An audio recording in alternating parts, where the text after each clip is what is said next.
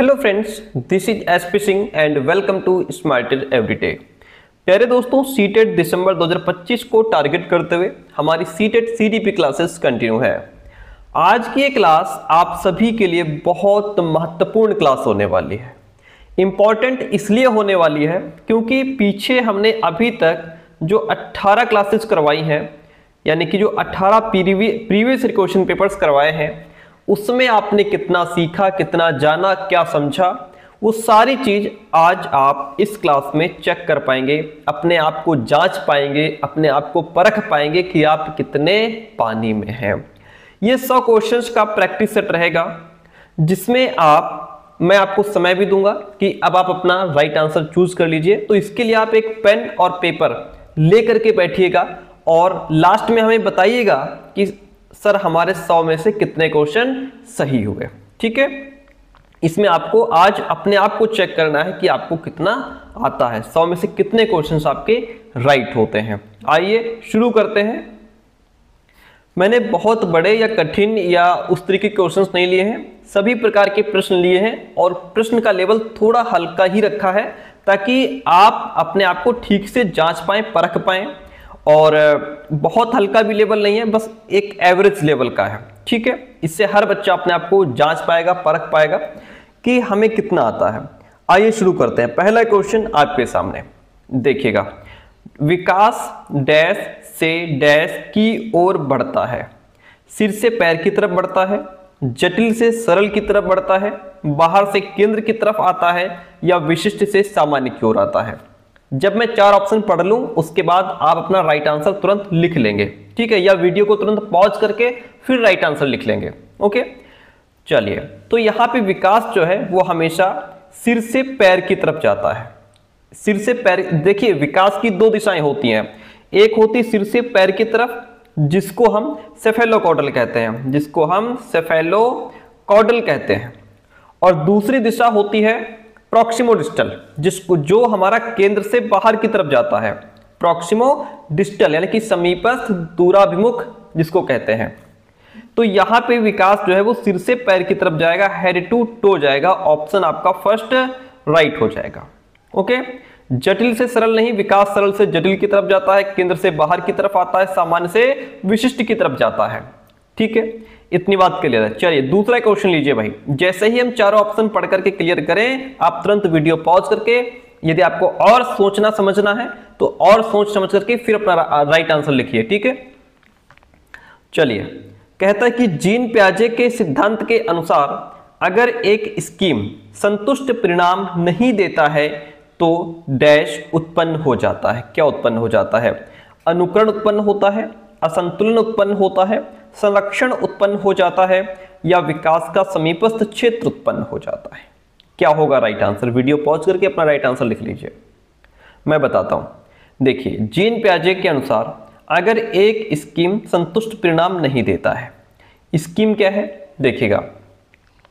Scheme क्या है कि जब बच्चे, देखिए जीन पियाजे ने क्या कहा, पियाजे कहते हैं कि बच्चे अपने अनुभव से सीखते हैं और अपने दिमाग में स्कीमा बना लेते हैं। ठीक है, स्कीमा क्या है? स्कीमा किसी चीज को समझने की, उस पर रिस्पॉन्स देने का एक मेंटल स्ट्रक्चर होता है। जैसे बालक ने पहले डॉग देखा था, डॉग के बारे में बालक जानता है कि डॉग इस तरीके का होता है, 4 पैर होते हैं और 4 पैरों वाला जानवर, उसने अपने दिमाग में स्कीमा बना लिया कि 4 पैरों वाला जानवर कुत्ता होता है। अब वो कुछ दिन बाद कोई गाय देख लेता है या गाय के बछड़े को देख लेता है, गाय के बच्चे को देखता है, कहता है अरे ये देखो कुत्ता। अब क्या हुआ? फिर किसी ने कहा नहीं ये कुत्ता नहीं है, ये कुत्ता नहीं है। तो इससे क्या हुआ? इससे बच्चे के दिमाग में एक असंतुलन पैदा हो गया, उसके दिमाग में एक उथल पुथल मच गई कि यार मैंने तो देखा था कि 4 पैरों वाला कुत्ता ही होता है, ये फिर कुत्ता क्यों नहीं है? यहां पे क्या हुआ? उसके दिमाग में असंतुलन हो गया। ठीक है, अब वो यहां पे क्या करेगा? अब जब पियाजे मानते हैं कि जब दिमाग असंतुलन महसूस करता है तब बच्चा यहां पे या तो एसिमिलेशन करता है, यानी कि नई जानकारी को पुराने ढांचे में फिट करेगा, या फिर अकोमोडेशन करेगा, यानी कि अपने पुराने ढांचे को ही बदलेगा। एसिमिलेशन मतलब जो जानकारी उसके पास है उसी में वो नई को फिट करे या फिर उसमें परिवर्तन लाए, उसको मॉडिफाई करे। तब उसको क्या होता है, इस प्रोसेस से फिर वो इक्विलिब्रियम जिसको कहते हैं, यानी कि संतुलन प्राप्त करता है, सेटिस्फैक्शन प्राप्त करता है। इसलिए ऑप्शन यहाँ पे बी राइट हो जाएगा। अगला प्रश्न भाई देखिएगा, कहता है बाल केंद्रित शिक्षा किसकी अनुशंसा करती है? जो चाइल्ड सेंटर्ड एजुकेशन है एडवोकेट करती है किसके लिए?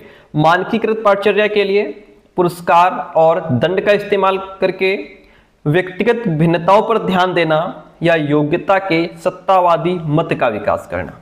वीडियो पॉज करके अपना राइट आंसर लिख लो, फिर हम बताते हैं। चलिए,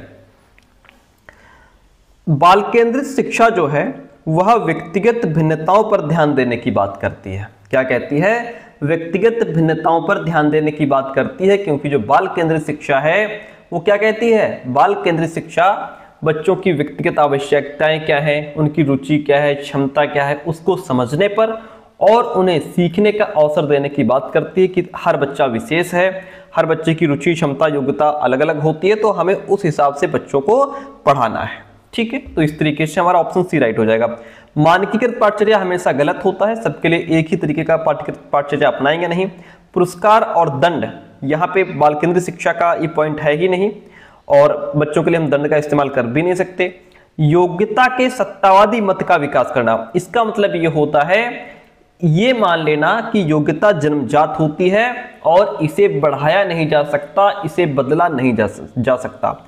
जबकि बाल केंद्रित शिक्षा ये मानती है कि लर्निंग को डेवलप किया जा सकता है, बच्चा प्रैक्टिस से सीख सकता है, बच्चे को कोशिश करे बच्चा सीख सकता है ना। और ऐसे ही हम सीखते ही हैं, हमको सिखाया जाता है, हम प्रैक्टिस करते हैं, एफर्ट करते हैं, सीख जाते हैं। तो ये मान लेना कि योग्यता जन्मजात होती है, उसको बदला नहीं जा सकता, बढ़ाया नहीं जा सकता, ये पॉइंट गलत है। According to the question option number C right हो जाएगा। आगे बढ़ते हैं, अगला प्रश्न लीजिए। 100 क्वेश्चन है, थोड़ा फास्ट चलेंगे। क्वेश्चन कहता है लड़के बहुत शक्तिशाली और कठोर होते हैं तथा लड़कियां नरम और संवेदनशील होती हैं। इस तरह के कथन डैश को बढ़ावा देते हैं। इस तरह के कथन किसको बढ़ावा देते हैं? चलिए, जेंडर समानता को, जेंडर समता को, जेंडर सशक्तिकरण को, या जेंडर रूढ़िवादिता को। चलिए, अब इसका आंसर आप नोट कर लीजिए, क्या होगा इसका आंसर? आपने अपना राइट आंसर चुन लिया होगा। तो लड़के बहुत शक्तिशाली कठोर होते हैं, लड़कियां नरम संवेदनशील होती हैं। ये जेंडर रूढ़िवादिता का उदाहरण है। जेंडर रूढ़िवादिता को बढ़ावा देता है। किसको बढ़ावा देता है? जेंडर स्टीरियोटाइप को बढ़ावा देता है कि लड़के रोते नहीं, लड़कियां भावुक होती हैं, लड़के बहादुर होते हैं, लड़कियां नाजुक होती हैं, लड़के ऑफिस का काम करेंगे, लड़कियां घर का काम करेंगी। ये सब चीजें जेंडर रूढ़िवादिता को बढ़ावा देती हैं, जो वर्षों से चली आ रही समाज की जो परंपरा है उसको ये बढ़ाने का काम करता है। ठीक है, जेंडर इक्वलिटी का मतलब होता है कि आप लड़के और लड़कियों को, पुरुषों को, महिलाओं को समान अधिकार दें। जेंडर इक्विटी का मतलब होता है कि आवश्यकता के अनुसार दोनों को समान अवसर देना। ठीक है, जैसे समानता का मतलब कि अगर ऑफिस में लड़के लड़की काम कर रहे हैं तो दोनों को सैलरी बराबर दी जानी चाहिए, दोनों को सैलरी क्या होगी? बराबर दी जानी चाहिए। समता का मतलब जैसे अगर मान लीजिए स्कूल में आप कोई चीज बांट रहे हैं, मान लीजिए स्कूल में आपने बच्चों को साइकिल बांटना शुरू किया, अब उसमें कि जो अब साइकिल तो सबको बांट रहे हैं, लेकिन अब जो बच्चा मान लीजिए लंबे कद का है उसको अगर आप ऊंची साइकिल दें, छोटे कद के बच्चे को छोटी साइकिल दें, विकलांग बच्चे को उस तरीके की साइकिल दें, ये समता होगी। ये क्या होगी? ये समता हो जाएगी कि आप साइकिल तो बांट रहे हैं लेकिन सबको जिसकी जैसी आवश्यकता है उस वैसी साइकिल बांट रहे हैं, ये समता हो जाएगी।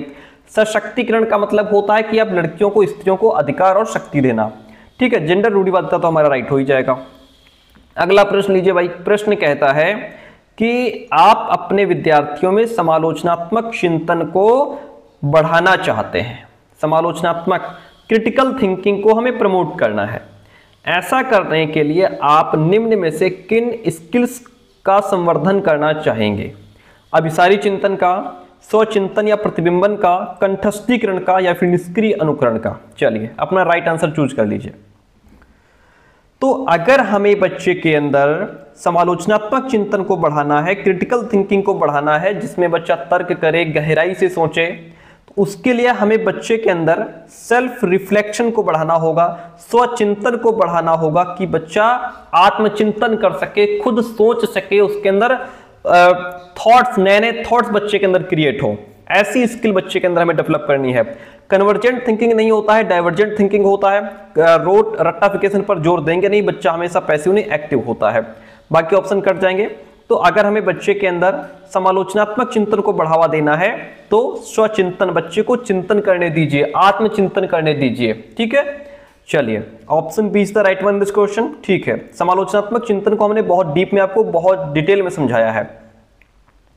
श्रवण बाधित वाले विद्यार्थियों के सफल समावेशन को सुनिश्चित करने के लिए अध्यापक को क्या करना चाहिए? बच्चा कैसा है? सुनने में दिक्कत है भाई, अब आंसर दीजिए।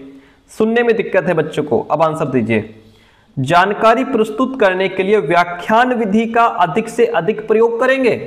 ध्यान दीजिए, अधिगम के लिए, अधिगम के आकलन के लिए मौखिक परीक्षणों का प्रयोग करेंगे या कक्षा में सांकेतिक भाषा के प्रयोग का निषेध कर देंगे, या फिर यह सुनिश्चित करना कि मौखिक संप्रेषण दृश्यात्मक प्रस्तुतिकरण के साथ पूरा हो।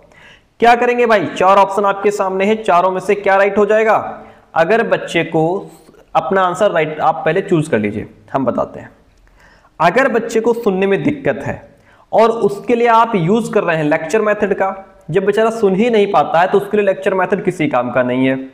ठीक है, फिर यही मौखिक की बात हो रही है, ओरल की बात ही नहीं होगी क्योंकि वो सुनने में दिक्कत है। सांकेतिक भाषा का हम निषेध नहीं करेंगे, हम सांकेतिक भाषा का प्रयोग करेंगे, ये भी गलत है। क्या करना होगा? राइट आंसर क्या हो जाएगा? यह सुनिश्चित करना कि मौखिक संप्रेषण जो है, जो भी आप ओरल कम्युनिकेशन कर रहे हैं वो दृश्यात्मक प्रस्तुतिकरण के साथ पूरा हो। जो आप बोल रहे हैं या बच्चों को जो चीज दिखा रहे हैं, समझा रहे हैं, वो सामने बोर्ड पे भी आप दिखाएं, सामने बोर्ड पर भी दिखाएं, ताकि जो बच्चा सुन नहीं पा रहा है कम से कम देख करके समझ ले। ठीक है, तो ओरल कम्युनिकेशन के साथ साथ जो विजुअल रिप्रेजेंटेशन है उसका भी प्रयोग करेंगे। Option D is the right one in this question. अगला प्रश्न लीजिए भाई। अब अगला प्रश्न आपसे क्या कहता है, देखिएगा। शिक्षण अधिगम की निम्न में से कौन सी विधि ज्ञान के सृजन में विद्यार्थियों की सक्रिय भूमिका को महत्व नहीं देती है? नहीं लगा है, कंसंट्रेट होकर के आंसर दीजिए प्रश्न का। बताइए क्या होगा इसका राइट आंसर? व्यवहार अनुकूलन, सहपाठी सहभागिता, अन्वेषण अधिगम या पारस्परिक शिक्षण? कौन सी विधि ज्ञान के सृजन में, ज्ञान के निर्माण में विद्यार्थियों की सक्रिय भूमिका को महत्व नहीं देती, यानी बच्चा एक्टिव नहीं है यहाँ पे। सहपाठी सहभागिता अगर होगी तो क्या होगा राइट आंसर? पहले तो चूज कर लीजिए अपना, अब मैं बताता हूं। सहपाठी सहभागिता अगर होगी तो यहाँ बच्चा पीयर कोलैबोरेशन करता है, ग्रुप में बैठ करके सीखता है, खुद एक्टिव है बच्चा, वेरी गुड। डिस्कवरी करेगा बच्चा, लर्निंग बाय डूइंग होगी तो फिर यहाँ भी बच्चा एक्टिव है। अगर रेसिप्रोकल टीचिंग होगी, पारस्परिक शिक्षण होगा, सब मिलकर के सीखेंगे, ये भी क्या है, इस पारस्परिक शिक्षण होगा, अंतःक्रिया होगी, इसमें बच्चा एक्टिव है। लेकिन व्यवहार का अनुकूलन कर रहा है, बिहेवियर कंडीशनिंग क्या कर रहा है? व्यवहार का अनुकूलन कर रहा है, नकल कर रहा है, जैसा सामने वाला कर रहा है वैसा ही बच्चा कर रहा है। यहाँ बच्चा एक्टिव नहीं है, यहाँ बच्चे की सक्रिय भूमिका दिखाई नहीं दे रही हमको, इसलिए ऑप्शन ए राइट हो जाएगा। अगला प्रश्न लीजिए भाई, 8 नंबर क्वेश्चन आपके सामने। विद्यार्थी किसके द्वारा बेहतर और प्रभावशाली तरीके से सीखते हैं? निष्क्रिय अनुकरण द्वारा, पुरस्कार और दंड के द्वारा, जिज्ञासा और अन्वेषण के द्वारा, या फिर कंठस्थीकरण के द्वारा? चार ऑप्शन है, राइट अपना चूज कर लीजिए, फिर हम बताएं। चुन लिया? ठीक है, अब मैं बताता हूं। विद्यार्थी किसके द्वारा बेहतर और प्रभावशाली तरीके से सीखते हैं? निष्क्रिय नहीं, बच्चा कभी पैसिव नहीं होगा। पुरस्कार दंड कोई ऑप्शन नहीं है। रट्टाफिकेशन हम कभी बढ़ावा देंगे नहीं, एक ही ऑप्शन बचा, इंक्वायरी और डिस्कवरी। जब बच्चा जिज्ञासु होगा, उसके अंदर से इच्छा होगी, मुझे भी सीखना है, मुझे भी करना है, वो डिस्कवर करेगा, चीजों को लर्न करेगा, कैसे करके सीखेगा ना, है ना, तो वहां बच्चा ज्यादा बेहतर और प्रभावशाली ढंग से सीखता है। Option C is the right one in this question. अगला प्रश्न लीजिए भाई, 9 नंबर क्वेश्चन देखिएगा। कहता है निम्न में से कौन सा विद्यार्थियों के समस्या समाधान कौशलों के विकास में बाधक है? यानी कि प्रॉब्लम सॉल्विंग स्किल के डेवलपमेंट के लिए बाधा कौन सी चीज बनेगी भाई? चलिए, कहता है अनुरूपक चिंतन, प्रकार्यात्मक स्थिरता, बहुविध तरीकों से प्रश्नों का प्रस्तुतिकरण, या फिर प्रासंगिक सूचनाओं पर केंद्रित होना। चार ऑप्शन है, राइट अपना चुन लीजिए, फिर हम बताते हैं। आपने अपना आंसर चूज कर लिया होगा। देखिए, अब कहता है कि समस्या समाधान में बाधक क्या है? अनुरूपक चिंतन, क्या ये बाधा है? नहीं, अनुरूपक चिंतन बाधा नहीं है, ये अच्छी चीज है। इसमें होता क्या है कि जो एक जैसी दो समस्याएं होती हैं, ठीक है, उनके बीच में तुलना करके और फिर नया सॉल्यूशन निकालना चाहता है। या एक जैसी कोई भी दो सवाल हो सकते हैं, दो सिचुएशंस हो सकती हैं, है ना, उनके बीच में कंपैरिजन करके कि वो कैसे हल हुई थी समस्या, ये कैसे हल होती है, इसमें क्या समानता है, फिर उसी आधार पे वो अपनी नई प्रॉब्लम को सॉल्व कर लेता है। ये अच्छी चीज है कि आप दो समान चीजों के बारे में, दो समान चीजों की तुलना करके फिर उसका सोल्यूशन निकाल लेते हैं। तीसरी चीज का प्रक्रियात्मक स्थिरता, फंक्शनल फिक्स्डनेस। देखिए जहां जहां क्वेश्चन में फिक्स्डनेस आ जाए समझ लेना आंसर यही राइट है, क्योंकि ये बाधा है। प्रक्रियात्मक स्थिरता का मतलब है कि किसी भी चीज को लंबे समय से जिस तरीके से वो हल हो रही है सिचुएशन, जो प्रॉब्लम, उसी तरीके से आप उस काम को कर रहे हैं, उसी तरीके से उसको एक ही तरीके से हल करते चले आ रहे हैं, उसमें आप कोई नया तरीका ढूंढ नहीं रहे हैं, नया तरीका लगा नहीं रहे हैं, उसके बारे में कुछ नया सोच नहीं रहे हैं, बस वही जो रटा रटाया या पुराना जो उसका सोल्यूशन चला रहा है बस उसी आधार पर आप चल रहे हैं। ये होता है फंक्शनल फिक्स्डनेस, ये यहाँ पे बाधा है। ठीक है, बहुविध तरीकों से प्रश्नों का प्रस्तुतिकरण या फिर किसी प्रॉब्लम को अलग अलग तरीकों से हल करना, ये भी अच्छी चीज है। प्रासंगिक सूचनाओं पर केंद्रित होना, वेरी गुड। जो रेलिवेंट इंफॉर्मेशन है बस उसी पर अपना फोकस करना, ये भी अच्छी चीज है। लेकिन किसी काम यानी कि प्रक्रियात्मक स्थिरता, ये जो है आपका प्रॉब्लम सॉल्विंग स्किल में डेवलपमेंट में बाधा क्रिएट करेगा। अगला प्रश्न लीजिए भाई, आंसर दीजिएगा। निम्नलिखित में से कौन सा बाहरी अभिप्रेरणा का उदाहरण है? बहुत सरल प्रश्न है, आप आंसर दे पाएंगे फटाक से। बाहरी अभिप्रेरणा का उदाहरण क्या हो जाएगा? जिज्ञासा को संतुष्ट करने के लिए अधिगम, या समझ को समुन्नत करने के लिए अधिगम, नगद पुरस्कार पाने के लिए अधिगम, या फिर किसी कौशल में निपुणता प्राप्त करने के लिए अधिगम। देखिएगा इसमें कहता है कि क्वेश्चन कह रहा था कि बाहरी अभिप्रेरणा का उदाहरण क्या है। बाहरी अभिप्रेरणा इसमें क्या हो जाएगी भाई? राइट आंसर अपना चूज कर लीजिए। देखिए नगद पुरस्कार पाने के लिए अधिगम, यानी कि आप इसलिए सीख रहे हैं ताकि आपको कैश प्राइज मिल जाए। ठीक है, कैश प्राइज मिल जाए। ये क्या है? ये हमारी बाहरी अभिप्रेरणा है जो हमें बाहर से मिल रही है। आप डर के भय से कोई काम कर रहे हो, इनाम पाने के लिए काम कर रहे हो, प्रशंसा पाने के लिए काम कर रहे हो, तो वो बाहरी अभिप्रेरणा है। आंतरिक अभिप्रेरणा वो होती है, इंट्रिंसिक मोटिवेशन वो होती है जो हमारे अंदर से आती है, जो हमारे अंदर से आती है। जैसे आपके अंदर क्यूरियोसिटी है, उसको शांत करने के लिए आप पढ़ रहे हैं। जैसे मुझे किसी चीज को जानना है, मैं उसके लिए पढ़ रहा हूं कि ये कैसे होता है, ये कैसे होता है, समझ रहा हूं उस चीज को, तो मेरे अंदर की जो क्यूरियोसिटी है उसको शांत करने के लिए मैं पढ़ रहा हूं, ये आंतरिक हो जाएगी। समझ को समुन्नत करने के लिए अधिगम, यानी कि अपनी अंडरस्टैंडिंग को इंप्रूव करने के लिए आप सीख रहे हैं। किसी पुरस्कार वगैरह से आपको कोई मतलब नहीं है, बस अपनी अंडरस्टैंडिंग को इंप्रूव करने के लिए, अपनी नॉलेज को इंप्रूव करने के लिए आप पढ़ रहे हैं। ठीक है, किसी कौशल में निपुणता प्राप्त करने के लिए अधिगम, यानी कि कोई स्किल आप सीख रहे हैं। इसमें जो स्किल आप सीख रहे हैं इसमें आप ना तो नगद पुरस्कार चाहते हैं, ना प्रशंसा चाहते हैं, कुछ नहीं, बस स्किल को आप सीखना चाहते हैं, मास्टर बनना चाहते हैं उस स्किल में। ये आंतरिक हो जाएंगी सारी। नगद पुरस्कार पा रहे हैं तो ये बाहरी प्रेरणा का उदाहरण हो जाएगा। सिंपल सा प्रश्न था। चलिए भाई, ये भी अच्छा प्रश्न है, फटाक से आंसर दीजिएगा इसका। निम्नलिखित में से कौन सा व्यक्तिगत कारक है जो अधिगम को प्रभावित करता है? यानी कि व्यक्तिगत कारक कौन सा हो जाएगा? स्कूल का माहौल, आनुवंशिकता, सांस्कृतिक संदर्भ, या फिर अध्यापक का शिक्षा शास्त्र। राइट आंसर बताइए। चलिए, मुझे लगता है आपने अपना आंसर लिख लिया होगा। देखिए व्यक्तिगत कारक पूछ रहा है हमसे, पर्सनल फैक्टर पूछ रहा है। स्कूल का माहौल ये पर्सनल नहीं है, ये सामाजिक है। आनुवंशिकता, हमें जो अपने पेरेंट्स से गुण मिले हैं, ठीक है, ये क्या है? ये हमारे पर्सनल है।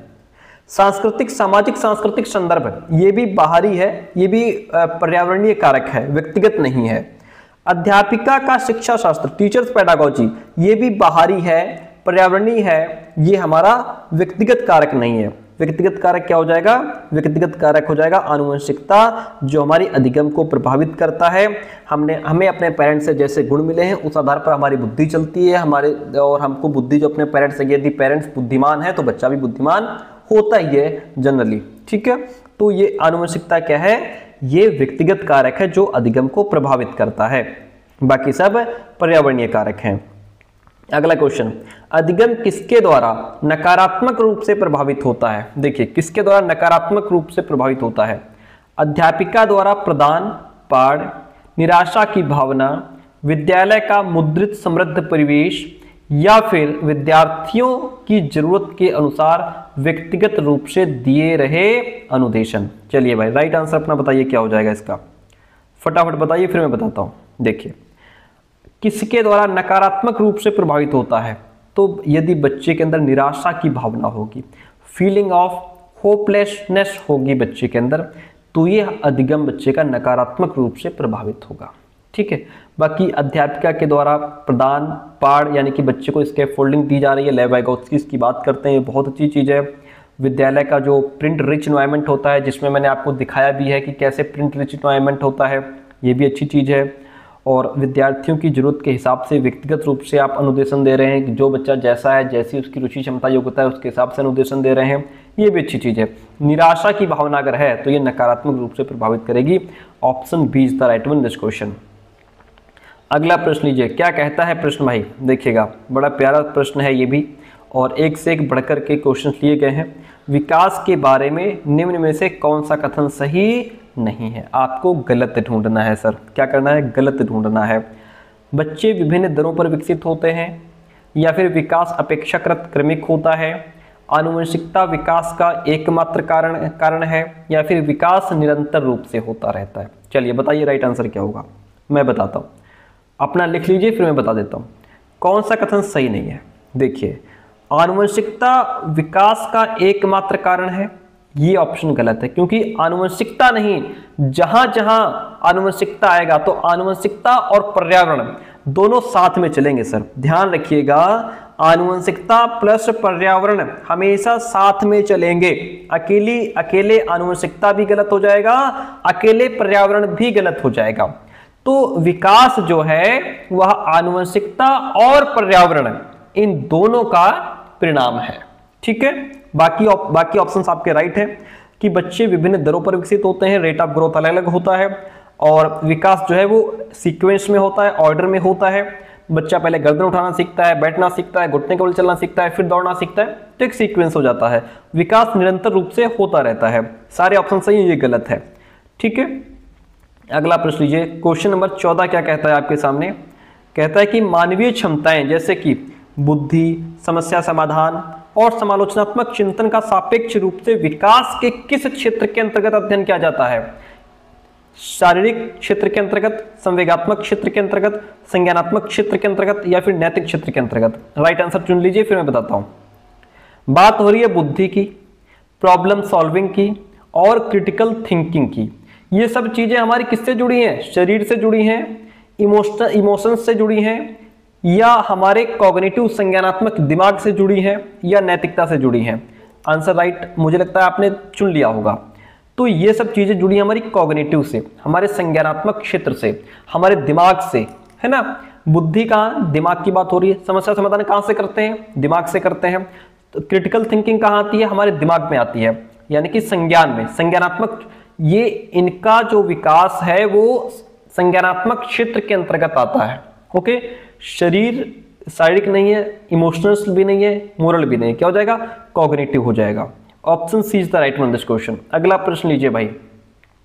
चलिए, क्वेश्चन नंबर 15 कहता है, जीन पियाजे के अनुसार व्यक्ति किस अवस्था को प्राप्त करने के लिए समाधान की निरंतर खोज में लगा रहता है?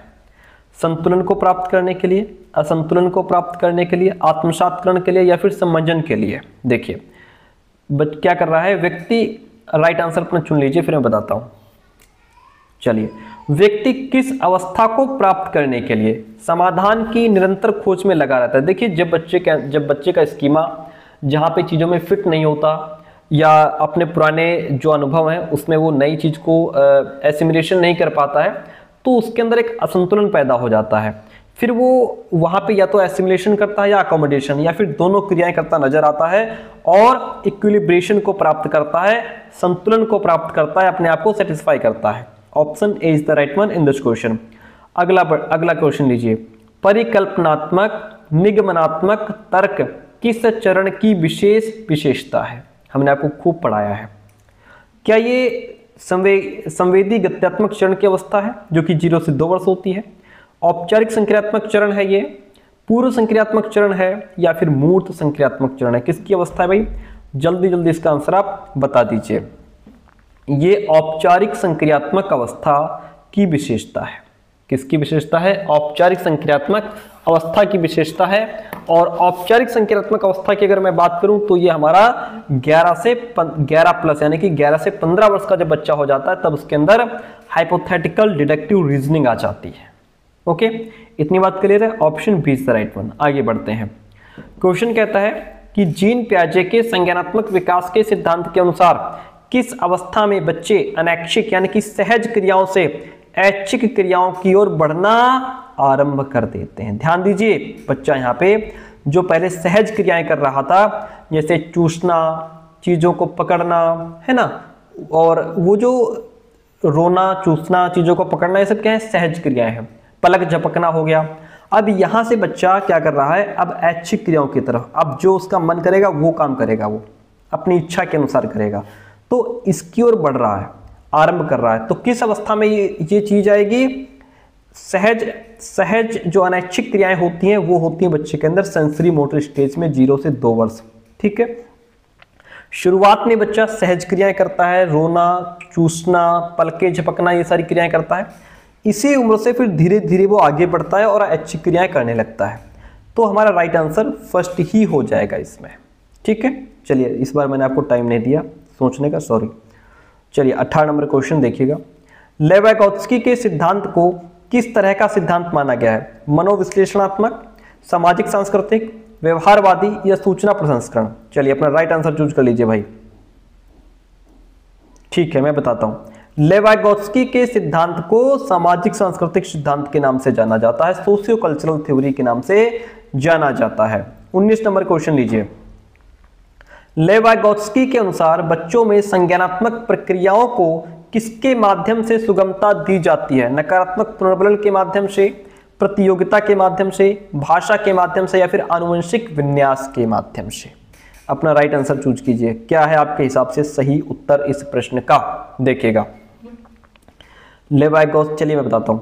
लेवागोत्स्की के अनुसार बच्चों में संज्ञानात्मक प्रक्रियाओं को किसके माध्यम से सुगमता दी जाती है? भाषा के माध्यम से। लेवागोत्स्की भाषा को एज अ टूल मानते हैं, भाषा को एक उपकरण मानते हैं कि भाषा के माध्यम से ही बच्चा, उसकी जो संज्ञानात्मक क्षमता है, उसका जो कॉग्निटिव प्रोसेस है वो डेवलप होता है। Option C is the right one in this question. भाषा और विचार को ये बहुत महत्व देते हैं। इन्होंने इनर स्पीच की बात की, प्राइवेट स्पीच की बात की। 20 नंबर क्वेश्चन लीजिए भाई। चलिए 20 नंबर क्वेश्चन आपके सामने। क्वेश्चन क्या कहता है, ध्यान से पढ़िएगा। शिक्षा को बाल केंद्रित बनाने के लिए निम्न में से क्या बदलाव जरूरी है? चलिए, रचनात्मक मूल्यांकन से योगात्मक मूल्यांकन की ओर, या फिर कंठस्थ स्मरण से क्रिया आधारित अधिगम की ओर, या फिर खोजी अधिगम से व्याख्यान विधि की ओर चला जाए, या फिर लचीले पाठ्यक्रम से मानकीकृत पाठ्यक्रम की ओर चला जाए? ये आपके 4 ऑप्शन है। अपना राइट आंसर चुन लीजिए, फिर मैं बताता हूं। बाल केंद्रित बनाना है शिक्षा को। शिक्षा को बाल केंद्रित बनाने के लिए क्या बदलाव जरूरी है? बदलाव ये जरूरी है सर कि जो रट्टाफिकेशन है इसको हटाया जाए और एक्टिविटी बेस्ड लर्निंग कराई जाए। क्या कराई जाए? क्रिया आधारित अधिगम की ओर बढ़ा जाए, क्योंकि बाल केंद्रित शिक्षा एक्टिविटी बेस्ड लर्निंग की बात करती है। क्रिया आधारित यानी कि बच्चा एक्टिविटी करके सीखे, बच्चा प्रोजेक्ट के माध्यम से सीखे, लैब में ले जाओ, भ्रमण पे ले जाओ बच्चे को, है ना, खुद करके सीखे। रट्टाफिकेशन से आगे बढ़ो और बच्चा एक्टिविटी बेस्ड लर्निंग उसको कराओ। ये हमें अपनाना होगा। क्या करना होगा? ये ऑप्शन हमें अपनाना होगा। आगे बढ़ते हैं भाई। सारे ऑप्शंस को आज क्लियर नहीं करेंगे, 100 प्रश्न है, फटाफट हम लोग पढ़ते हैं। देखिए क्वेश्चन को ध्यान से पढ़िएगा। हावर्ड गार्डनर के बुद्धि के बारे में विचारों के अनुसार तार्किक गणितीय बुद्धि क्या ये बुद्धि का सर्वोत्तम प्रकार है, या दूसरों की भावनाओं को समझने की क्षमता संगीतीय बुद्धि कहलाती है, या फिर बुद्धि के 3 प्रकार हैं, विश्लेषणात्मक, संरचनात्मक और व्यावहारिक, या फिर हर व्यक्ति अपने आप में विभिन्न प्रकार की बुद्धियों के विविध स्तर निहित होते हैं? राइट आंसर इसका क्या हो जाएगा भाई? 4 ऑप्शन आपके सामने है। चलिए जो राइट हो वो आप बता दीजिए। तो हावर्ड गार्डनर के बुद्धि के बारे में विचारों के अनुसार ये कहते हैं कि हर व्यक्ति अपने आप में विभिन्न प्रकार की बुद्धियों के विविध स्तर उसके अंदर होते हैं, यानी कि each individual has varied levels of different intelligence. हर व्यक्ति में अलग अलग प्रकार की बुद्धि होती है, ठीक है। ऐसा नहीं कि तार्किक गणितीय बुद्धि बुद्धि का सर्वोत्तम प्रकार हो गया, या दूसरों की भावनाओं को समझने की जो बुद्धि है उसको संगीतीय बुद्धि नहीं कहते हैं, ठीक है, उसको इंटरपर्सनल कहते हैं। बुद्धि के 3 प्रकार नहीं, इन्होंने शुरुआत में 8 दिए थे, अब तो 12-13 हो गए, ये सारे गलत हैं। हर व्यक्ति अपने आप में उसके अंदर बुद्धि के कई स्तर होते हैं, है ना। उसके अंदर बॉडली काइनेस्थेटिक इंटेलिजेंस हो सकती है, और उसके अंदर लैंग्वेज इंटेलिजेंस हो सकती है, उसके अंदर जैसे ये बात हुई म्यूजिकल इंटेलिजेंस हो सकती है, ठीक है। तो अलग अलग प्रकार की बुद्धि उन्होंने बताई है, ऑप्शन डी राइट हो जाएगा। अगला प्रश्न लीजिए भाई, क्वेश्चन नंबर 22 देखिए। क्वेश्चन नंबर 22 से आपके सामने कहता है, एक अध्यापिका को विद्यार्थियों को किसी समस्या पर काम करते समय अपने विचारों के मौखिकीकरण के लिए प्रोत्साहित करना चाहिए। ये कहता है कि जब बालक किसी प्रॉब्लम पर काम कर रहे हैं, कोई क्वेश्चन हल कर रहे हैं, तो उन्हें बोल बोल करके सवाल को हल करना चाहिए। बोल बोल करके अपनी समस्या को हल करना चाहिए कि ये कैसे होगा, यहाँ पे ये फॉर्मूला लगेगा, अब इसको डिवाइड करेंगे, इसको मल्टीप्लाई करेंगे, ऐसे बोल बोल करके करना चाहिए। ये बात बिल्कुल ठीक है, क्योंकि यहाँ पे शिक्षक को, टीचर्स को विद्यार्थियों को ये काम करने के लिए प्रोत्साहित करना चाहिए कि वो प्रॉब्लम हल करते समय अपने विचार जोर से बोलें, ठीक है। और कारण और पॉइंट ये बिल्कुल ठीक है, अच्छी बात है भाई। कारण कहता है कि निजी वाक बच्चों के संज्ञानात्मक विकास को सुसाधित करता है। ये भी अच्छी बात है। वाइगोत्स्की का पॉइंट है ये कहते हैं कि जब बच्चे अपने विचारों को जोर से बोलते हैं, जिसको प्राइवेट स्पीच कहते हैं, तो वो सोचने और समझने की जो प्रक्रिया है उसको और ज़्यादा स्पष्ट कर लेते हैं, जिससे होता क्या है, उनका संज्ञानात्मक विकास होता है, ठीक है। तो यहाँ पे ए और आर दोनों सही हैं, आर ए की सही व्याख्या भी कर रहा है। आगे बढ़ते हैं, अगला प्रश्न लीजिए। कहता है, एक संरचनावादी कक्षा में, कंस्ट्रक्टिविस्ट क्लासरूम है, अध्यापिका किस पर जोर देती है? रचनात्मक मूल्यांकन पर, मानकीकृत मूल्यांकन पर, मानक संदर्भित मूल्यांकन पर, या फिर योगात्मक मूल्यांकन पर? अब इसमें से जो ऑप्शन आपका राइट है उसको चूज कर लीजिए, फिर मैं बताता हूं। एक संरचनावादी कक्षा में अध्यापिका रचनात्मक मूल्यांकन पर, फॉर्मेटिव असेसमेंट पर जोर देती है, क्योंकि जो फॉर्मेटिव असेसमेंट है यह निरंतर चलता है और ये जो अधिगम के साथ चलता है, ठीक है। अगर चैप्टर पढ़ाया जा रहा है तो उसके साथ भी फॉर्मेटिव असेसमेंट होता है, क्योंकि चैप्टर पढ़ाया जा रहा है, बच्चे का आप मूल्यांकन कीजिए, जो चीज समझ में नहीं आई है उसको आप तुरंत समझा सकते हैं, ठीक है। तो option A is the best option in the question. कहता है कि समावेशी शिक्षा डैश के विविध जरियों के निष्कासन पर बल देती है। किसके विविध जरियों के निष्कासन पर बल देती है? प्रस्तुतिकरण, अभिव्यक्ति, संलग्नता या भेदभाव? प्यारे दोस्तों, समावेशी शिक्षा भेदभाव के जो अलग अलग प्रकार के जरियों के निष्कासन पर बल देती है, यानी कि जो भेदभाव है क्लास में उसको दूर करो, सबको गले लगाओ, सबको इंक्लूड करो, सबको क्लास में शामिल करो। भेदभाव का निष्कासन होना चाहिए, ठीक है, भेदभाव का निष्कासन होना चाहिए, इसलिए ऑप्शन डी राइट हो जाएगा। आगे बढ़ते हैं, अगला प्रश्न लीजिए। कहता है कि डिसलेक्सिया सापेक्ष रूप से किस क्षेत्र में चुनौती पैदा करता है?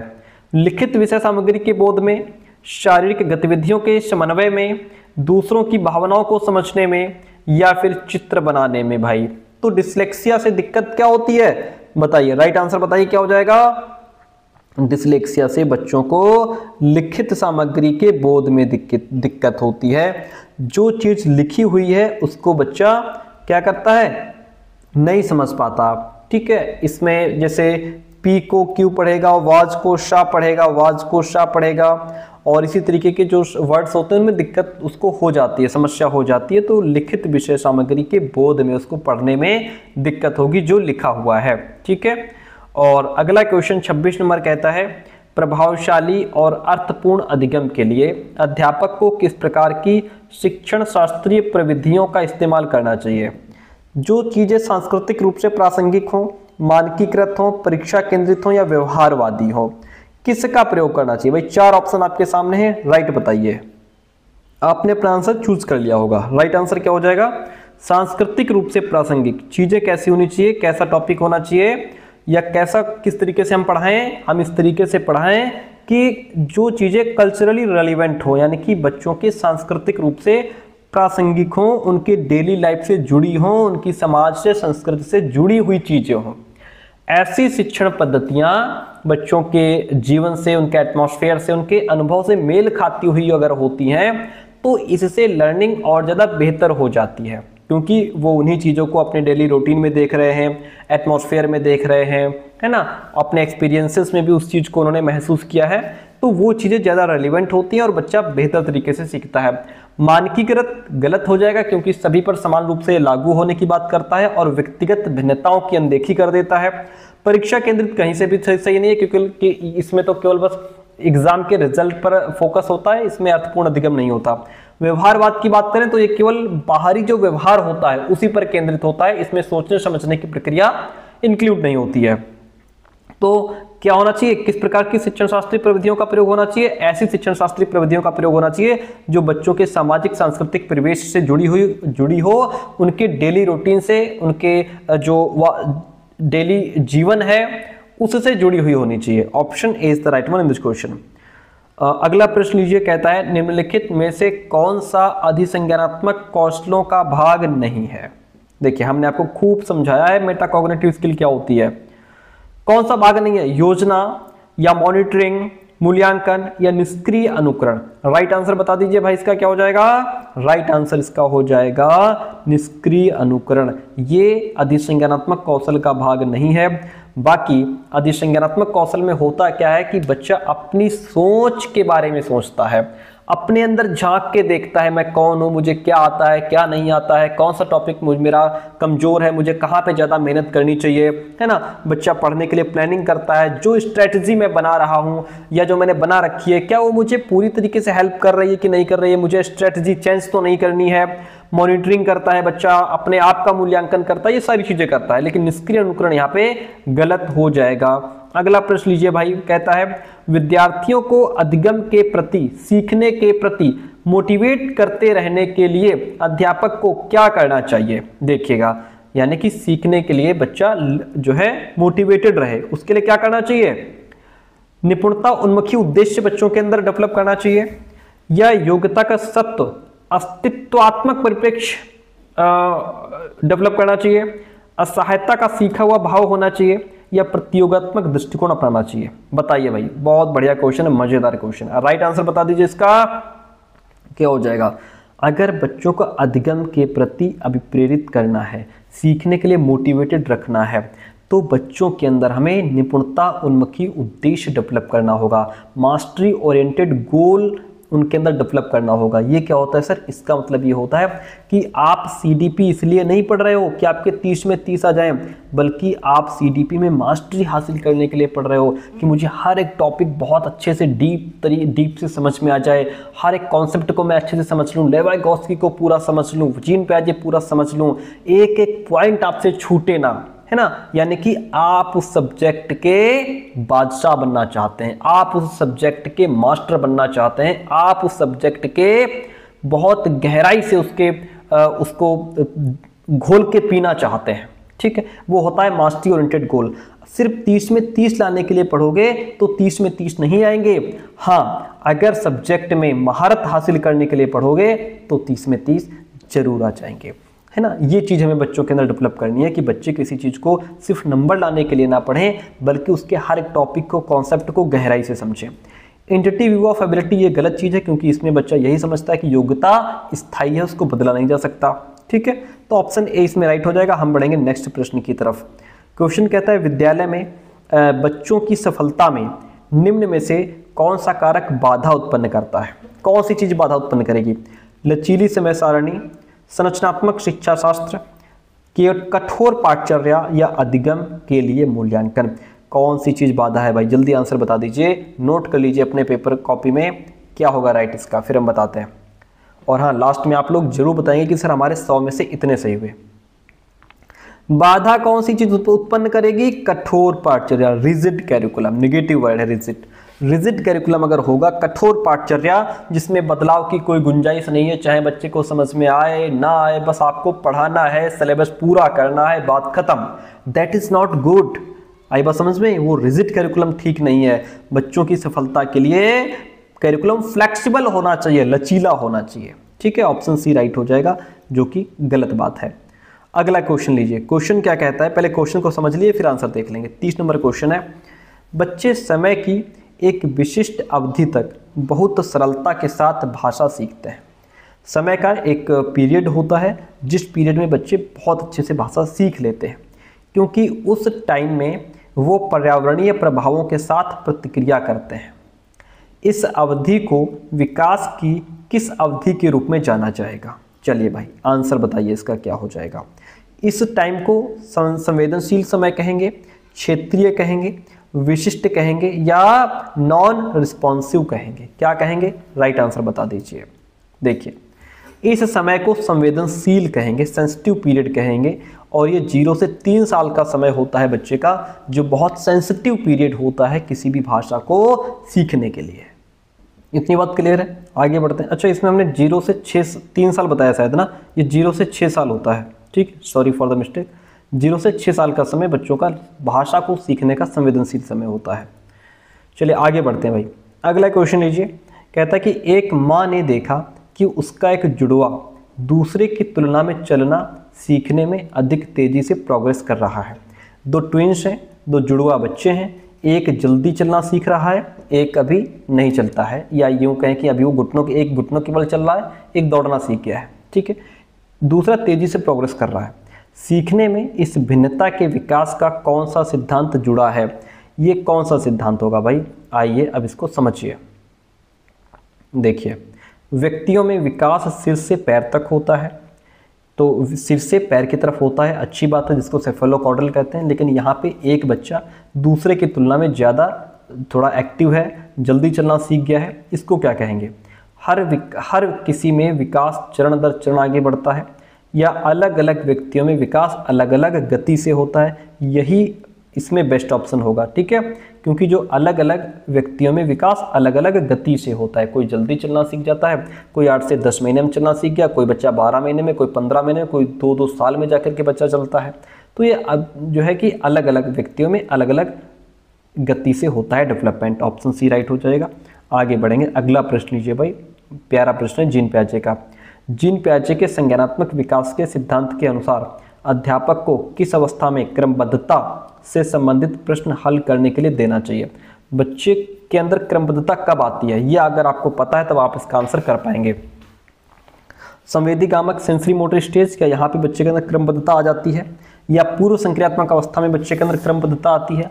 या फिर मूर्त संक्रियात्मक अवस्था में? या फिर औपचारिक संक्रियात्मक अवस्था में? पहले दोस्तों, बच्चे के अंदर जो क्रमबद्धता आती है, जो क्लासिफिकेशन आता है, बच्चे के अंदर कंजर्वेशन का गुण आता है, ये सारी चीज़ें कहाँ होती हैं? ये सारी चीज़ें बच्चे के अंदर आती हैं जब बच्चा 7 से 11 साल यानी कि मूर्त संक्रियात्मक अवस्था में होता है। कहाँ होता है? जब बच्चा कॉन्क्रीट ऑपरेशनल स्टेज में होता है, तब बच्चे के अंदर क्रमबद्धता का गुण आ जाता है। ठीक है, और ये टाइम 7 से 11 साल का होता है। यहाँ बच्चा चीज़ों को उनके जो है कि आकार के हिसाब से लगा लेगा, साइज के हिसाब से, शेप के हिसाब से, रंगों के हिसाब से, उनके गुण के हिसाब से चीज़ों को सीक्वेंस में लगाना शुरू कर देता है। ठीक है, option C is the right one this question. 33 number question कहता है, जीन पियाजे के सिद्धांत के अनुसार व्यक्ति आत्मसात्करण और सम्मंजन के माध्यम से किस स्थिति को प्राप्त करने का प्रयास करता है? यानी कि दोनों क्रियाएं कब करता है बच्चा? एसिमिलेशन और अकोमोडेशन। जब उसे संतुलन चाहिए, असंतुलन चाहिए, प्रत्यक्ष अवबोधन चाहिए, या फिर जब वो भ्रम में होता है। देखिए, व्यक्ति जब मान लीजिए बच्चे के अंदर, मैंने आपको बताया पहले ही, आप अपना आंसर राइट कर लीजिए। पहले क्या होगा मैं बताता हूँ। जैसे हमने आपको बताया कि बच्चे ने डॉग देख रखा था और डॉग का कॉन्सेप्ट उसके दिमाग में बना हुआ है। अब वो नया जानवर देख करके 4 पैरों वाले जानवर को कुत्ता कह देता है, उसके दिमाग में हो जाती है डिसइक्विलिब्रेशन, असंतुलन, उथल पुथल मच जाती है। अब इस उथल पुथल को शांत करने के लिए वो या तो एसिमिलेशन करेगा, ठीक है, जो उसकी पहले से जानकारी है वो नई जानकारी को उसमें फिट करेगा, या फिर अकोमोडेशन करेगा, यानी कि नई जानकारी में पुरानी जानकारी में कुछ बदलाव करेगा। तो एसिमिलेशन और अकोमोडेशन ये दोनों क्रियाएं बच्चा करेगा अपने आप को संतुलन में लाने के लिए, इक्विलिब्रेशन के लिए, अपने आप को सेटिस्फाई करने के लिए। ठीक है, option A is the right one in this question. आगे बढ़ जाते हैं, अगला प्रश्न लीजिए। 6 वर्षीय लड़का मनीष दुनिया और दूसरों के अनुभवों को केवल अपने ही दृष्टिकोण से देखता है। उसे लगता है कि जो मुझे अच्छा लगता है दुनिया को वही अच्छा लगता है, जो मुझे खाना पसंद है दूसरे को भी वही खाना पसंद है, जो मुझे करना पसंद है दूसरों को भी वही करना पसंद है। ठीक है, केवल अपने ही दृष्टिकोण से दूसरों को देख रहा है और दूसरों के दृष्टिकोण समझने में अभी असफल है। वो ये नहीं समझ पाता दूसरा क्या चाह रहा है, क्या उसकी इच्छा है, क्या सोच है। ये किसका प्रतिनिधित्व करता है? क्या इसको कंजर्वेशन कहेंगे, ईगोसेंट्रिज्म कहेंगे, प्रतिवर्ती चिंतन कहेंगे या वैज्ञानिक तार्किकता कहेंगे? प्यारे दोस्तों, इसको कहेंगे आत्मकेंद्रितता, इसको कहेंगे ईगोसेंट्रिज्म। और ये गुण है 2 से 7 साल का गुण है ये, जहां बच्चे के अंदर ईगोसेंट्रिज्म होता है। बच्चा खुद के दृष्टिकोण और दूसरों के दृष्टिकोण में अंतर नहीं कर पाता। उसे लगता है जो चीज मुझे पसंद है, जो चीज मुझे अच्छी लगती है दूसरों को भी वही अच्छी लगती है। यहां बच्चा मान लीजिए जैसे पिताजी का मूड खराब हुआ, वो घर से बाहर जाकर के बैठ गए। अब बच्चा सोचता है कि जब मेरा मूड खराब होता है, मुझे गुस्सा आता है, तो माँ मुझे चॉकलेट ला के देती है, खिलौना ला के देती है और मैं ठीक हो जाता हूँ। तो अब बच्चा अपना खिलौना लेकर के अपने पिताजी के पास जाता है। उसे लगता है कि मैं ये खिलौना पिताजी को दूंगा तो पिताजी ठीक हो जाएंगे, क्योंकि उनको भी शायद खिलौना ये खुशी देगा। जब मैं खिलौने से खुश हो जाता हूँ, पिताजी भी खिलौने से खुश हो जाएंगे। तो वो खिलौना पिताजी को ले जाकर के देता है। उसे लगता है कि पिताजी खिलौने लेंगे, इसे खेलेंगे और ठीक हो जाएंगे। ये क्या है? ये ईगोसेंट्रिज्म है। यहाँ बच्चा दूसरे के दृष्टिकोण को नहीं समझ रहा है, अपने ही दृष्टिकोण से दुनिया को देख रहा है। ठीक है, ये गुण कब का है? 2 से 7 साल का, जहां बच्चे के अंदर जीवात का गुण भी आएगा, सिंबॉलिक थॉट भी आएगा। Option B is the right one in this question. आगे बढ़िए। कहता है लेवाइगोत्स्की ने निम्न में से कौन सा सिद्धांत दिया है? नैतिक विकास का संज्ञानात्मक सिद्धांत दिया है, व्यक्तित्व विकास का मनोवेगीय सिद्धांत दिया है, या संज्ञानात्मक विकास का सामाजिक सांस्कृतिक सिद्धांत दिया है, या फिर लगाव का विकासात्मक सिद्धांत दिया है? बताइए राइट आंसर क्या हो जाएगा भाई? राइट आंसर इसका हो जाएगा लेवाइगोत्स्की ने संज्ञानात्मक विकास का सामाजिक सांस्कृतिक सिद्धांत दिया है। कौन सा सामाजिक सांस्कृतिक सिद्धांत लेवाइगोत्स्की ने दिया है? क्वेश्चन लीजिए। एक प्रगतिशील कक्षा में, प्रोग्रेसिव एजुकेशन में, क्लासरूम में विद्यार्थियों को किस ओर केंद्रित होना चाहिए?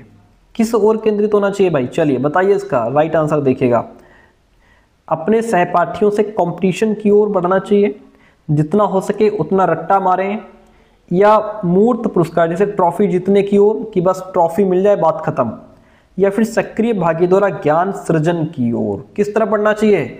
देखिए, एक प्रोग्रेसिव क्लासरूम में ना तो कंपटीशन को बढ़ावा दिया जाना चाहिए, ना तो रट्टाफिकेशन को बढ़ावा दिया जाना चाहिए। सिर्फ ट्रॉफी जीतना नहीं उद्देश्य होना चाहिए, बच्चे के अंदर से सीखने की इच्छा हो।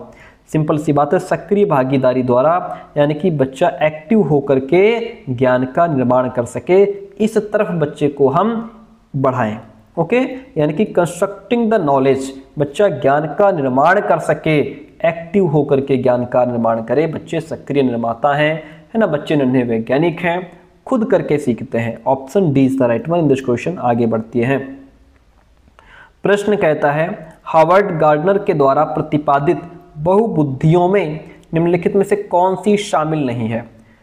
भाषाई बुद्धि, भावनात्मक बुद्धि, स्थानिक बुद्धि, संगीत बुद्धि। राइट आंसर अपना नोट कर लीजिए भाई, क्या है आपके हिसाब से इसका सही उत्तर? फिर मैं बताता हूं आपको। चलिए, हावर्ड गार्डनर ने मुख्य प्रकार से 8 प्रकार की बुद्धि दी है। अभी तो शायद 12-13 हो गई हैं और एनसीईआरटी में 8 का ही अभी जिक्र है। तो यहाँ पे हावर्ड गार्डनर ने जो बहुबुद्धि का सिद्धांत दिया है, उसमें इन्होंने भाषाई बुद्धि को शामिल किया है, स्थानिक बुद्धि को शामिल किया है, संगीत बुद्धि को शामिल किया है, भावनात्मक बुद्धि को शामिल नहीं किया है, इसलिए ऑप्शन बी राइट हो जाएगा। अगला प्रश्न, एक अध्यापक को विद्यार्थियों में प्रचलित जेंडर रूढ़िवादों से किस प्रकार निपटना चाहिए? किस प्रकार निपटना चाहिए? देखिए, विद्यार्थियों में जेंडर विशिष्ट भूमिकाओं को बढ़ावा देना चाहिए, या फिर वास्तविक जीवन से संबंधित ऐसे उदाहरण प्रस्तुत करें जो रूढ़िवादिता को चुनौती देते हों, या फिर विद्यार्थियों के एक समान जेंडर आधारित समूह बनाने चाहिए, या फिर कक्षा में जेंडर आधारित मुद्दों पर बात नहीं करनी चाहिए। क्या होगा इसका राइट आंसर? मैं आपके सामने 4 ऑप्शन रख देता हूं, ये पूरा क्वेश्चन है, बताइए राइट आंसर क्या होगा? जल्दी सोच लीजिए, लिख लीजिए, लास्ट में बताना है आपको 100 में से कितने ठीक हुए। तो अगर अध्यापक बच्चों में ये जो प्रचलित जेंडर रूढ़िवादिता है ना, जो बच्चे समझ रहे हैं कि लड़कियों का ये काम है, लड़कों का ये काम है, लड़के सफाई नहीं कर सकते, लड़कियां जो है टेबल कुर्सी नहीं उठा सकती, ये जो जेंडर रूढ़िवादिता है, इससे निपटने के लिए क्या करना चाहिए? वास्तविक जीवन से संबंधित ऐसे उदाहरण प्रस्तुत करें जो रूढ़िवादिता को चुनौती देते हों। जैसे लड़कियां क्या नहीं कर सकती, महिलाएं, आजकल हमारे देश की राष्ट्रपति भी द्रौपदी मुर्मू है जो कि एक महिला है। महिला आजकल पायलट हैं, हवाई जहाज उड़ा रही हैं, है ना, और महिलाएं हमारे देश का नाम रोशन कर रही हैं। क्या नहीं कर सकती महिलाएं? ऐसे उदाहरण बच्चों के सामने रखने चाहिए। ठीक है, अगला प्रश्न लीजिए। जब आकलन विद्यार्थियों के किसी कौशल संबंधी बोध और समझ या पाठ के अधिगम और शिक्षण प्रक्रिया के दौरान किया जाता है, यानी कि पाठ के अधिगम और शिक्षण प्रक्रिया के दौरान हो रहा है। मैंने अभी शुरुआत में आपको बताया था कि जब चैप्टर पढ़ाया जा रहा है तब भी उसका आकलन हो रहा है ना, तब इसे क्या कहा जाता है? तब इसे अधिगम के लिए आकलन कहते हैं, अधिगम का आकलन कहते हैं, असतत आकलन कहते हैं, मूल्यांकन या फिर योगात्मक मूल्यांकन कहते हैं। क्या कहते हैं?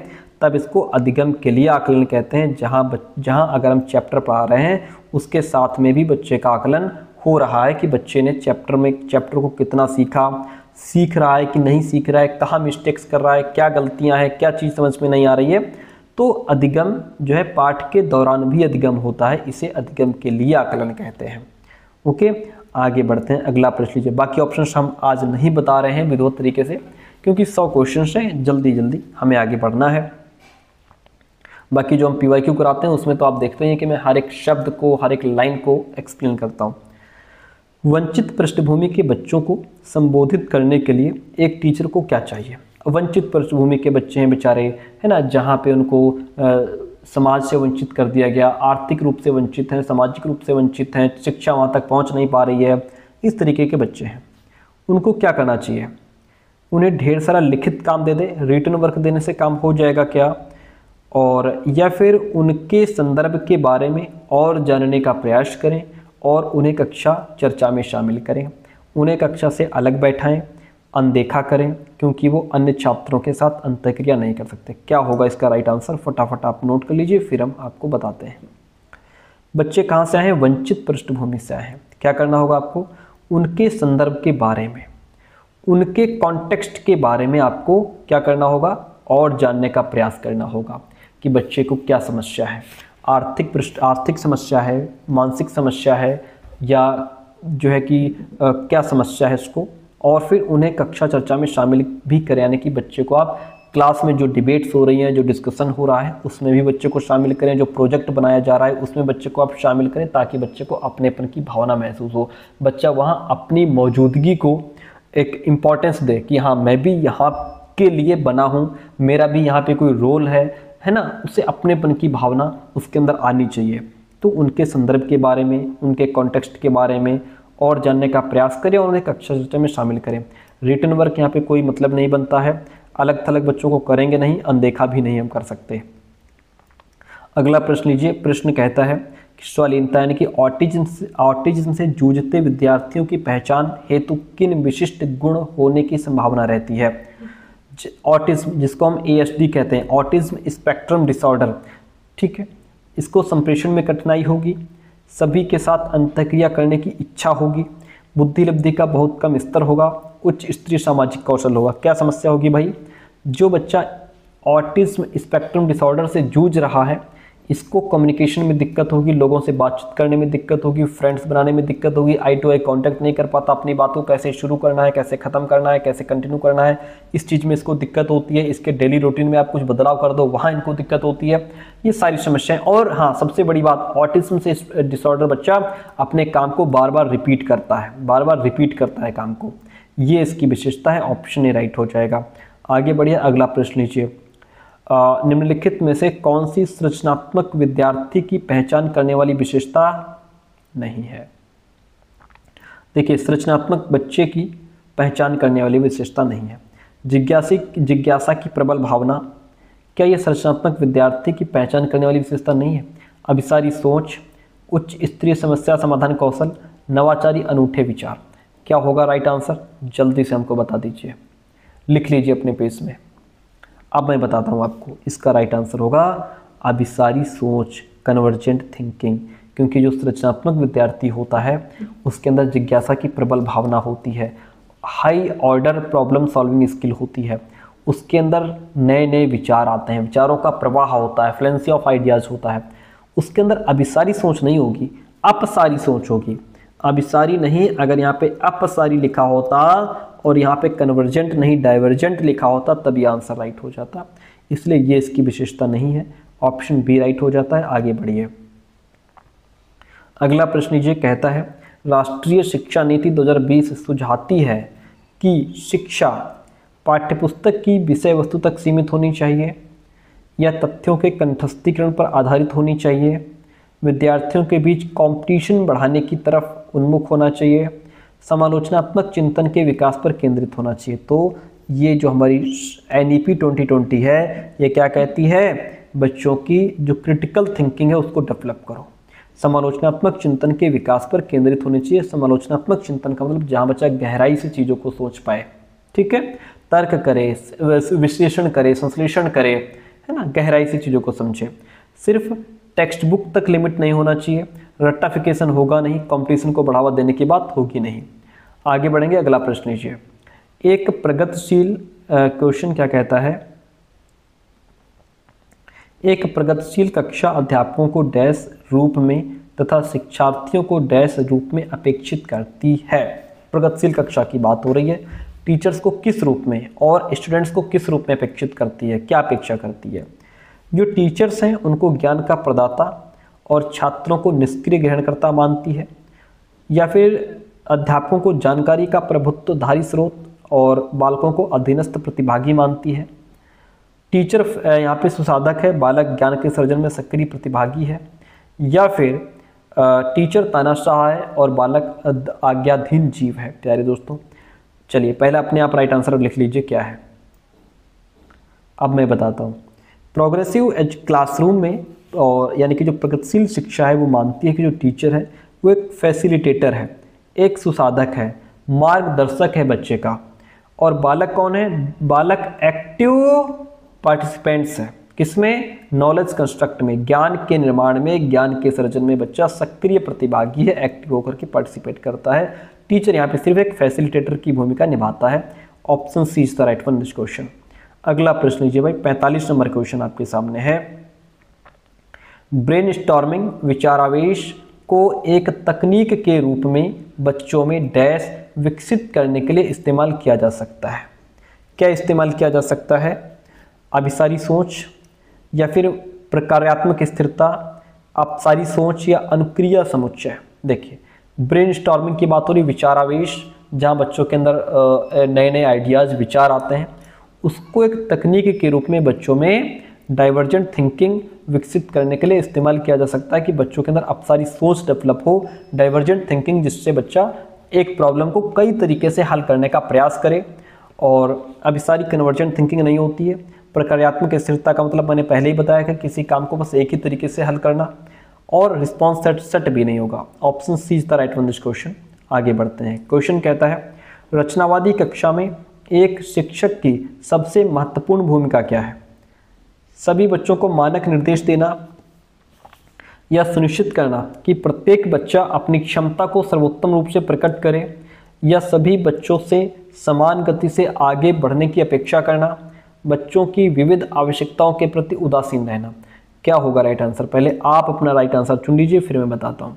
रचनावादी कक्षा में शिक्षक की सबसे महत्वपूर्ण भूमिका ये होती है कि वो ये सुनिश्चित करे कि प्रत्येक बच्चा अपनी क्षमता को सर्वोत्तम रूप से प्रकट करे। हर बच्चा जिसकी जितनी क्षमता है वो उसको सर्वोत्तम रूप में प्रकट करे, अपनी क्षमता को प्रकट करे, अपने विचारों को प्रकट करे, है ना। मानक निर्देश नहीं होगा। सभी बच्चों में समान गति से आगे बढ़ने की अपेक्षा करना नहीं, सभी बच्चे समान गति से आगे नहीं बढ़ सकते। उनकी जो रुचि क्षमता योग्यता है उसके हिसाब से बच्चों में ग्रोथ होती है, बच्चों में डिफरेंस होता है, इंडिविजुअल डिफरेंस होता है। बच्चों की विविध आवश्यकताओं के प्रति उदासीन नहीं रहेंगे हम, ठीक है। क्या होगा, रचनावादी कक्षा में एक शिक्षक की सबसे महत्वपूर्ण भूमिका यही है कि वो सुनिश्चित करे कि प्रत्येक बच्चा अपनी क्षमता को सर्वोत्तम रूप से प्रकट कर पाए, अपनी पूरी क्षमता को प्रकट कर पाए। निम्नलिखित में से कौन सा समस्या समाधान की पद्धति का पहला चरण है? समस्या समाधान, प्रॉब्लम सॉल्विंग का पहला स्टेप क्या है? समस्या को परिभाषित करना, समस्या की पहचान करना, प्रासंगिक जानकारी की खोज करना या परिकल्पना का निरूपण? बताइए, राइट आंसर बताइए इसका फटाफट, फिर हम बताएं। प्रॉब्लम सॉल्विंग का पहला स्टेप होता है समस्या को पहचानना कि आखिर प्रॉब्लम है क्या। समस्या को पहचानना पहला स्टेप होता है। अगला प्रश्न लीजिए भाई, क्या कहता है? क्वेश्चन कहता है 48 नंबर क्वेश्चन है कि प्राथमिक विद्यालय में छात्रों को प्रेरित करने के लिए, बच्चों को मोटिवेट करने के लिए शिक्षक को क्या रणनीति अपनानी चाहिए? व्यक्तिगत छात्रों के बीच अंकों के लिए कंपटीशन को प्रोत्साहित करना चाहिए। प्रत्येक गतिविधि के लिए प्रेरक कारकों के रूप में प्रोत्साहन, पुरस्कार, दंड का प्रयोग करें। पूरी कक्षा के लिए मानक लक्ष्य निर्धारित करें और उन लक्ष्यों की उपलब्धि का आकलन करने के लिए कठोर मानदंड रखें। या बच्चों को उनकी रुचि के अनुसार लक्ष्य निर्धारित करने में हेल्प करें और उसी दिशा में काम करने के लिए समर्थन भी करें। क्या होगा इसका राइट आंसर? जल्दी बता दीजिए अपने हिसाब से, फिर मैं बताता हूँ आपको। देखिए, इसका राइट आंसर, छात्रों को प्रेरित करने के लिए शिक्षक को क्या रणनीति अपनानी चाहिए? बच्चों को उनकी रुचि के अनुसार, जिस बच्चे का इंटरेस्ट जिस सब्जेक्ट में है, जिस टॉपिक में है, जिस एक्टिविटी में है, उसके लिए लक्ष्य निर्धारित किया जाए, उसको लक्ष्य निर्धारित करने में हेल्प करें और उसी दिशा में काम करने में उनका समर्थन करें। यदि मैथ्स में उसको ज़्यादा इंटरेस्ट है तो उसी से रिलेटेड उसके लक्ष्य निर्धारित कर दीजिए और फिर उसी दिशा में, उसी मैथ सब्जेक्ट में काम करने के लिए उसका समर्थन भी करें। Option D is the right one in this question. 49 number question आपसे कहता है, प्रारंभिक बाल्यावस्था के दौरान निम्न में से कौन सी संस्था बच्चों के समाजीकरण की प्राथमिक संस्था होती है? सामाजिक मीडिया, परिवार, कानून, धार्मिक संस्थाएं। क्या होगा राइट आंसर? परिवार। परिवार कौन है? बच्चे की प्राथमिक संस्था है, जहां बच्चा समाजीकरण सीखता है, कैसे समाज में व्यवहार करना है, समाज के मूल्य क्या है, आदर्श क्या है, रीति रिवाज क्या है, नीति क्या है ना, ये सारी चीजें बच्चा अपने परिवार से ही पहले सीखता है। क्वेश्चन नंबर 50 है, जीन पियाजे के संज्ञानात्मक विकास के सिद्धांत के अनुसार किस चरण पर बच्चे दूसरों का अनुसरण और नकल करना शुरू कर देते हैं? कहां पे? सेंसरी मोटर स्टेज में, पूर्व संक्रियात्मक अवस्था में, मूर्त संक्रियात्मक अवस्था में, या फिर 11 से 15 वर्ष की अवस्था में बच्चे दूसरे की नकल करना शुरू कर देते हैं 2 साल की उम्र में। ये जो अवस्था है 0 से 2 वर्ष की, यहाँ बच्चा दूसरे की नकल करना शुरू कर देता है। जैसा आप करेंगे बच्चा भी वैसा ही करेगा। Okay, option A is the right one this question. अगला प्रश्न क्या कहता है? प्रश्न, जीन पियाजे के संज्ञानात्मक विकास सिद्धांत के अनुसार किस चरण पर बच्चे घटनाओं को भूत, वर्तमान और भविष्य काल के सही क्रम में याद रखना शुरू कर देते हैं? कहाँ पे शुरू कर देते हैं? 0 से 2 साल में, या फिर पूर्व संक्रियात्मक अवस्था जो कि हमारी 2 से 7 साल की है, या फिर सी ऑप्शन जो कि हमारी 7 से 11 वर्ष है, या फिर औपचारिक संक्रियात्मक अवस्था। यहाँ पे बच्चा किस चरण पर बच्चे घटनाओं को भूत, वर्तमान और भविष्य काल के सही क्रम में, ये कल हुआ था, ये आज हुआ है और ये कल होगा, इस तरीके से याद रखना शुरू कर देते हैं। कहाँ पे ये चीज़ें डेवलप होती है बच्चे के अंदर? राइट आंसर आप बताइए, फिर हम बताते हैं। इसमें राइट आंसर आपका क्या हो जाएगा? मूर्त संक्रियात्मक अवस्था में। यहाँ पे बच्चा चीज़ों को सही क्रम में याद रखना शुरू कर देते हैं जब बच्चा हमारा 7 से 11 साल का होता है। क्वेश्चन नंबर 52 है। क्वेश्चन कहता है, लॉरेंस कोहलबर्ग के अनुसार व्यक्ति किस स्तर पर अपने और दूसरों के व्यवहार को जरूरत और इच्छाओं के संदर्भ में जांचते हैं? अनुपालन और दंड अभिविन्यास, good girl good boy orientation, law and order orientation, या फिर इंस्ट्रूमेंटल पर्पस ओरिएंटेशन? क्या होगा इसका राइट आंसर? जल्दी जल्दी आप लिख लीजिए अपना आंसर, फिर मैं बता देता हूँ। ये क्वेश्चन कह रहा है कि जहाँ व्यक्ति दूसरों के व्यवहार को जरूरत और इच्छाओं के संदर्भ में जांचते हैं। कहने का मतलब है ये है हमारा इंस्ट्रूमेंटल एंड पर्पस ओरिएंटेशन, जिसको हम यांत्रिक सापेक्षिक अभिविन्यास भी कहते हैं। और ये आपका फर्स्ट लेवल का सेकंड स्टेज है। फर्स्ट लेवल का सेकंड स्टेज है, यानी कि प्री कन्वेंशनल जो लेवल है उसका सेकंड स्तर है। यहाँ पे जो नैतिक निर्णय हैं वो इस बेस पे लिए जाते हैं कि इससे व्यक्ति की अपनी जरूरत और इच्छाएं पूरी होंगी या नहीं, यानी कि मुझे क्या मिलेगा, मुझे क्या मिलेगा, बच्चा यहाँ पे ये सोचता है। आई बात समझ में? क्या सोचता है बच्चा? यहाँ पे अगर मैं तुम्हारे लिए कुछ करता हूं तो तुम भी मेरे लिए कुछ करो। अगर मैं आपकी बात मानता हूं तो तुम्हें भी मेरी बात माननी पड़ेगी। इसको स्वलाभ मानसिकता भी कहते हैं, स्वलाभ मानसिकता। स्वलाभ मानसिकता, बच्चा खुद का भी लाभ देखता है कि इसमें मुझे क्या मिलेगा। ठीक है, इसलिए option D is the right one in this question. आगे बढ़िए फटाफट। क्वेश्चन है, लेवाइगोत्स्की ने संज्ञानात्मक विकास की प्रक्रिया में डैश और डैश की महत्ता पर बल दिया है। किसके महत्ता पर? सांस्कृतिक उपकरण और दंड पर, मनोवैज्ञानिक उपकरण और पुरस्कारों पर, सामाजिक पारस्परिकता और चर्चाओं पर, या फिर जैविक परिपक्वता और प्रतिस्पर्धा पर। किस पर बल दिया है भाई? जल्दी जल्दी अपना आंसर नोट कर लीजिए, हम बताते हैं। लेवाइगोत्स्की ने संज्ञानात्मक विकास की प्रक्रिया में सामाजिक पारस्परिकता यानी कि बच्चा समाज के साथ इंटरैक्ट करके सीखता है, और डिस्कशन यानी कि चर्चाओं की महत्ता पर बल दिया है कि बालक समाज के साथ इंटरैक्ट और डिस्कशंस करके सीखता है। Option C is the right one this question. अगला प्रश्न लीजिए, कहता है अर्थपूर्ण अधिगम को बढ़ावा देने के लिए एक अध्यापिका को डैश की भूमिका निभानी चाहिए। बालक को इसके अवसर देने चाहिए। किसके? टीचर को सुसाधक ज्ञान सृजन के सक्रिय भागीदार बनने, आदेशक जानकारी के निष्क्रिय ग्रहणकर्ता, जानकारी संभरक ज्ञान के वशवर्ती ग्रहणकर्ता, या फिर अनुदेशक अनुकरणकर्ता। क्या होगा इसका राइट आंसर? फटाफट बता दीजिए, लिख लीजिए अपनी कॉपी में। देखिए, अर्थपूर्ण अधिगम को बढ़ावा देने के लिए लर्निंग कैसी हो? मीनिंगफुल हो, जिसका एक अर्थ निकल करके आ रहा हो, बच्चा उसको समझ पाए। एक टीचर को फैसिलिटेटर की भूमिका निभानी चाहिए, सुसाधक की भूमिका निभानी चाहिए, और बालक को ज्ञान सृजन के सक्रिय भागीदार बनने के अवसर देने चाहिए। जो बालक है वह एक्टिव पार्टिसिपेंट बने। किसका? नॉलेज कंस्ट्रक्शन का, यानी कि ज्ञान का निर्माण बच्चा खुद करे। Option A is the right one. अगला प्रश्न लीजिए, अधिगम स्तरों में व्यक्तिगत विभिन्नताएं किस वजह से होती हैं? केवल अधिगमकर्ताओं से संबंधित व्यक्तिगत कारकों की वजह से, केवल वातावरण से संबंधित सांस्कृतिक कारकों की वजह से, व्यक्तिगत और वातावरणीय कारकों की जटिल अंतःक्रिया की वजह से, या फिर ना ही व्यक्तिगत और ना ही वातावरणीय कारकों की वजह से। क्या होगा इसका राइट आंसर? देखिए, अधिगम स्तरों में जो व्यक्तिगत विभिन्नताएं होती हैं, कोई बच्चा जल्दी सीखता है, कोई धीमे सीखता है, कोई प्रतिभाशाली है, कोई एवरेज है, ये जो व्यक्तिगत विभिन्नताएं होती हैं किस वजह से होती हैं?